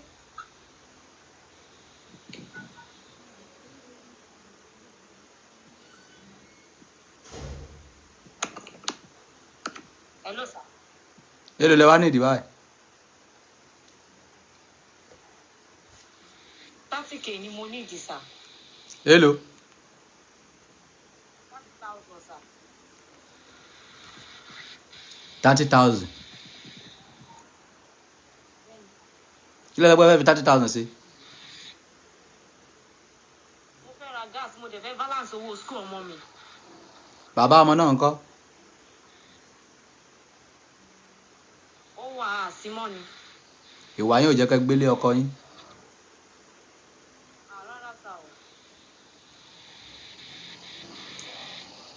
ìgbà tí ẹ mọ̀ wípé ẹ fẹ́ sanwó school kí ló dé fi lọ́n fowó bóra.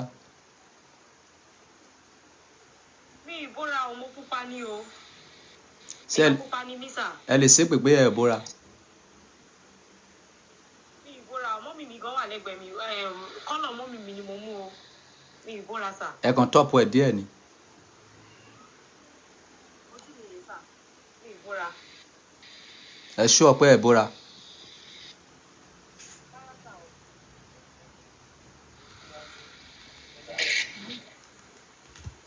Adi. Yes. Daddy, Yes. ká tó wọn kẹ́kọ̀ọ́ obìnrin lọ́wọ́. Ṣé mo bẹ̀rẹ̀ question kan lọ́wọ́ ni? Oya béèrè. Ṣé bàbá ọmọ wọn ṣé kò ṣiṣẹ́ ni? Ṣé bàbá ọmọ yóò ṣiṣẹ́ ni? Mo dá sí ọ àtìgbà tí mo ti wà ní oyún láti fi ra sílẹ̀ o. Dẹ̀ mọ́ family ọkọ yìí. Ìyá bí ìyá Abigail. Long story ni kì í ṣe nǹkan tí mo tẹ̀lé. Torí ti máa ń make him fẹ́ nulẹ̀. Woman, it's okay. It's okay. It's okay. It's okay. Wọ́n máa fún yín ní 30,000 yẹn.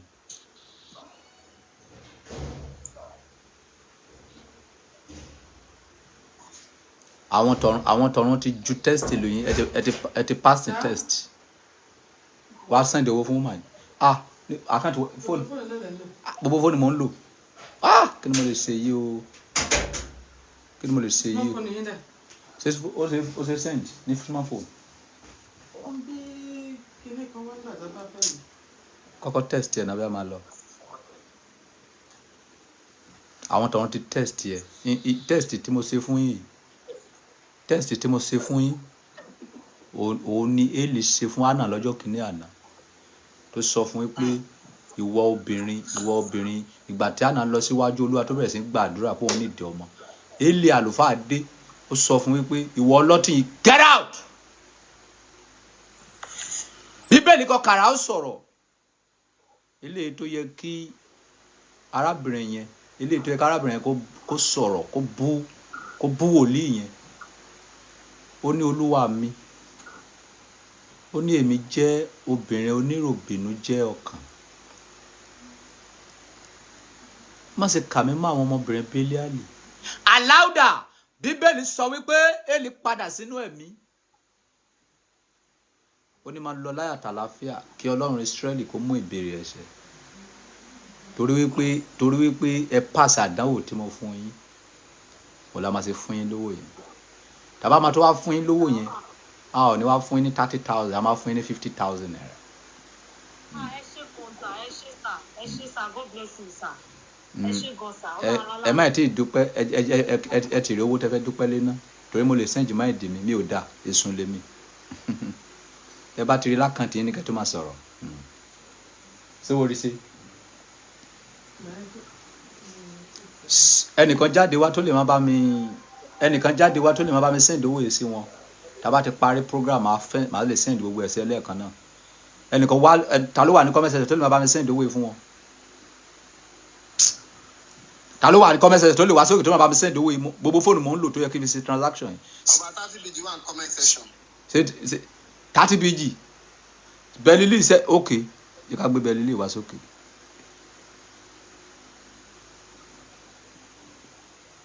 Olóyè tí mo fẹ́ pín tí bá ti pín dé level yẹn mo stop ẹ̀. Ó lè sẹ́ńtàrà má lè dì. Ẹnìkan kì í jẹ́ kí lẹ fẹ́. Bẹ́ẹ̀lì àgbà oyè. Ẹ̀rọ àṣàṣì àlàáfíà lẹ́wà. Ó yá ẹ bá send 50,000 fún arábìnrin yìí. Ó yá ẹ pa account number yín. Tẹ́ bá ẹ máa confirm ẹ̀kẹ́ tó kúrò bí yìí. Ṣé ẹ máa gba láti lẹ́sẹ̀kẹsẹ̀? Ẹ máa gba láti lẹ́sẹ̀kẹsẹ̀. Ó yá pé àkáǹtì yín a fẹ́ gbọ́.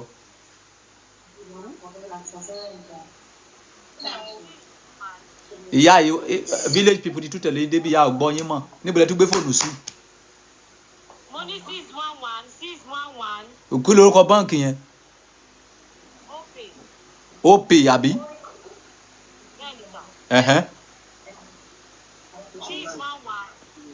611 88 ìyá yìí farabalẹ̀ 611 am I right? 888 am I right? 32 48 ṣé ti get ẹ bẹ́ẹ̀ Bẹ́ẹ̀lì ṣé ti get ẹ bẹ́ẹ̀ ẹjọ ẹ pọ orúkọ ló máa wà lórí ẹ wọ́n ti tẹ̀lé woman yìí débi iṣẹ́ àwọn ọgbìn Mo ní Adéwùmí Àjọkẹ́ Adéwùmí Adéjọkẹ́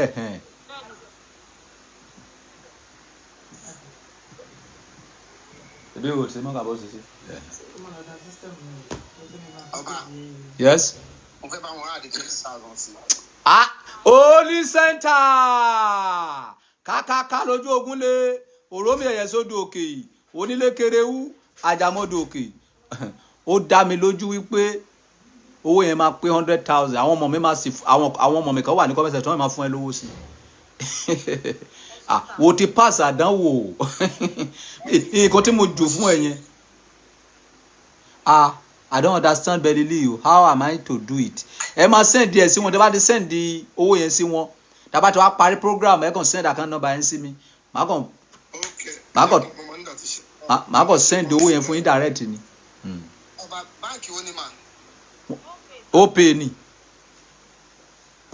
kò sí ó pè nínú báńkì yẹn ṣèbí ẹ sọ pé 611. ó pè business ni ó pè business. ẹ̀dùn 888 right 3248 right. Bẹ́ẹ̀ni sà. okay. ẹ̀yin tẹ́ wà ní Instagram kábẹ́lẹ̀ má bá mi bọ̀ ní TikTok ni kí n cut kí n lè fi owó ma transfer away with and get that is going with and get ẹ comment ṣé lè má bá mi bọ̀ ní ṣé lè má bọ̀ ní TikTok ṣé gbogbo ẹ̀yin tẹ́ wà ní Instagram ṣé gbogbo ẹ̀yin lẹ́ ní TikTok ṣé gbogbo ẹ̀yin ní TikTok wọ́n ní gbogbo wọ́n yarí o wọ́n ní no o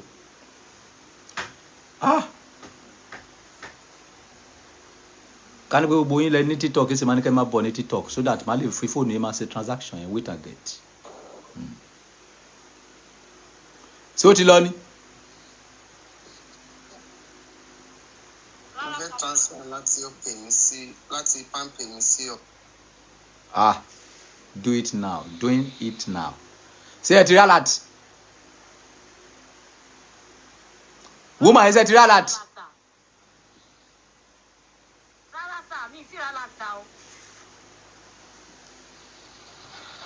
èmi máa ní láti kọ́ convert pounds sí naira first kí mi tó lè ṣe transfer. ẹ lè mi ṣe lọ́wọ́. process yẹn máa gùn díẹ̀ o. You have received a payment via OK account. Ẹ ṣé gan sir, God bless you sir. Ọmọọba ẹ ṣé gan sir. Wo ti rí èlò? Ọlọ́run àtúbọ̀ máa fi wọ́n sà. Mo ti rí 20,000 sir. Wo ti rí 20,000. So owó yẹn sì kú 50,000. But mo mọ̀ pé owó yẹn máa pé 100,000 because ẹnìkan sọ pé o ti tún send 20,000 again. So ó ti wọlé. Rárá sà, 20,000 tí ọmọọba ni mo rí sà. èmo ìtí send ìtọ̀dọ̀ mi. Ó dà ok tẹlomi lẹ rí kì í ṣe ó jẹ́ 20,000 mélòó ló wà ń bẹ̀ báyìí. Ẹyọ kan ló ṣì wà ń bẹ̀ sà. Bóyá kàbọ̀ wà ká send títí ẹ mọ́ ká mọ́ scores. Wo ti sóríire lé ní nìyẹn wo ti pàdé ojú rere ọba àgbáyé nìyẹn. Àmì Jésù ló ń ṣe ọ̀nà. Bọ̀ ṣé mo ti fún ẹ lówó rí ni ojú ẹ̀yin wà familiar. Rárá sà, ẹ ti fún mi lówó rí o. Ọmọ mi kan sọ pé òun tún send 30,000 sí ẹ ṣé o ti rí. Mi ì sì rí 30,000 sà. 20,000 ni mo ṣì rí sà. 20,000 méjì àbí. No, ẹyọ kan. You have received a payment via OK account. You have received a payment via OK account. Ó ní 20,000 yẹn náà ti wọlé sà. 50,000 náà ti wọlé sà. Ó yá ẹ wá máa lọ owó yẹn ti tó torí oògùn mi máa lò máa ṣẹ́ fún yín. Ẹ ti gba 90,000 bẹ́ẹ̀ yẹn àbí. Bẹ́ẹ̀ni sà. Ó yá wá máa lọ kó oògùn yẹn má lọ máa ṣiṣẹ́ jù. ẹ ti ṣó ìrètí. Kó oògùn yẹn má lọ máa ṣiṣẹ́ jù fún yín ẹ wá máa lọ. So 90k ti pé bẹ́ẹ̀ yẹn ó yá ó kẹ́ nìkan who is the next person. Who is the next person? A sì ń sọ orí lọ ní o. I want to open shop ṣé èmi ló bí ẹni tàbí èmi ló ń dú ẹ kí wàá ní tèmi pẹ̀lú open shop wetin concern me bá ṣé èmi ló bí ẹni tó fẹ́ èmi ni bàbá ẹni tí mo fẹ́ open shop fún ẹ. ó wọlé ò sí ojú mo já ẹ dànù mi ò ráyè rédèrèdè. mo ti ṣe ojú ọba. èmi ló ń tanra mi báyìí.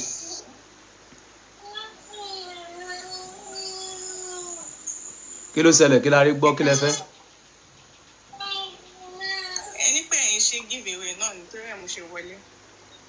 ẹ yá wa máa lọ give away kọ́ ta ló sọ fẹ́ pé wọ́n ṣe give away níbí àwa kì í ṣe give away níbí à ń ṣoore fún ènìyàn tí oore bá tọ́ sí tá a mọ̀ wípé oore yẹn tọ́ sí a máa ṣoore fún ẹ a ò ṣe give away we are not doing give away here point of correction we are not doing give away here we are helping people that we know that help utosi bá mi parí ẹ kàbúmàkà kí bá mi sọ lóyìnbó.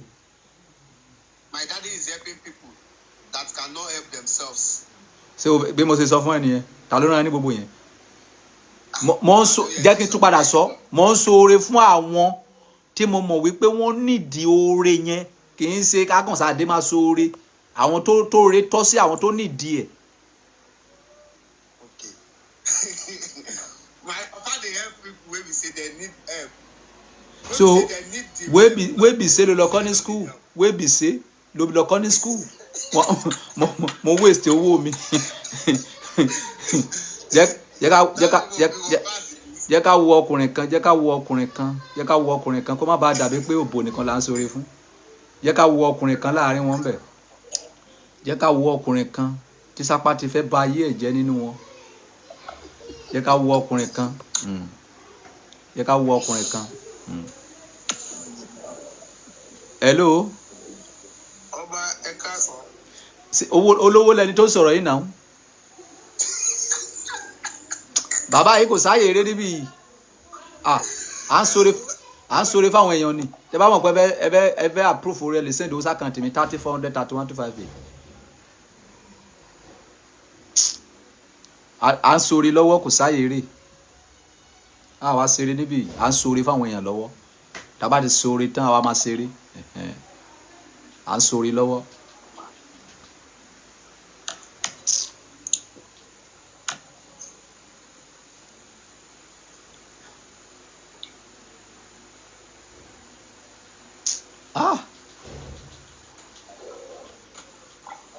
Ẹnìkan tá tó gbé wọlé tó ń roll kò roll a nídìí ọkùnrin kan sí a ti sọ̀rọ̀ fóbìnrin kan.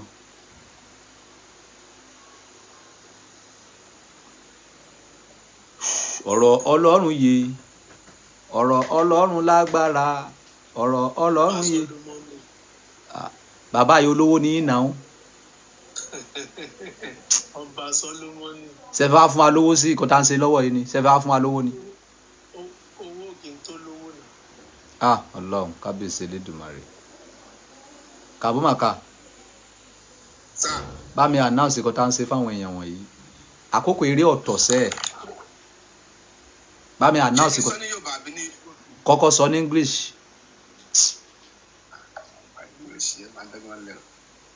Okay, everybody, my daddy is giving assist to people that are yet to feed themselves.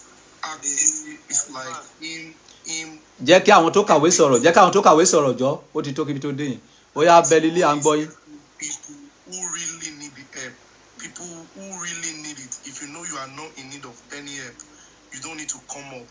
You should only send a request if you are in need. If you are in need of the few money they are going to be giving you. So don't come up on the live if you are not needing the help. If you know 50,000, 20,000 won't do you anything, don't come up. Wọ́n náà lẹ ti gbọ́ yẹn ẹni tí ó bá nídìí oore tó nídìí àánú yẹn tó jẹ́ pé àwọn kan wà tá a bá fún ọ ní 10,000 wọ́n dàbí gbẹ̀tẹ́ pé èèyàn fún ọ ní 10 million ni kàbí kò yé yín àwọn kan wà tẹ́ bá fún ọ ní 5 million kò jẹ́ mọ́ kankan kì í ṣàwọn ẹ̀ là ń pè níbí kì í ṣàkókò eré la wà please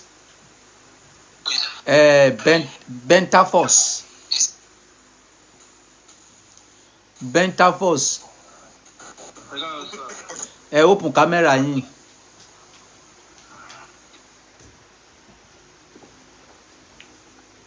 Mo try láti open sir.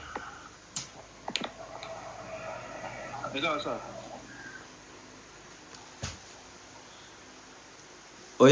Oya, time is going. Mo ní help from business mi sir. Business. Open your camera.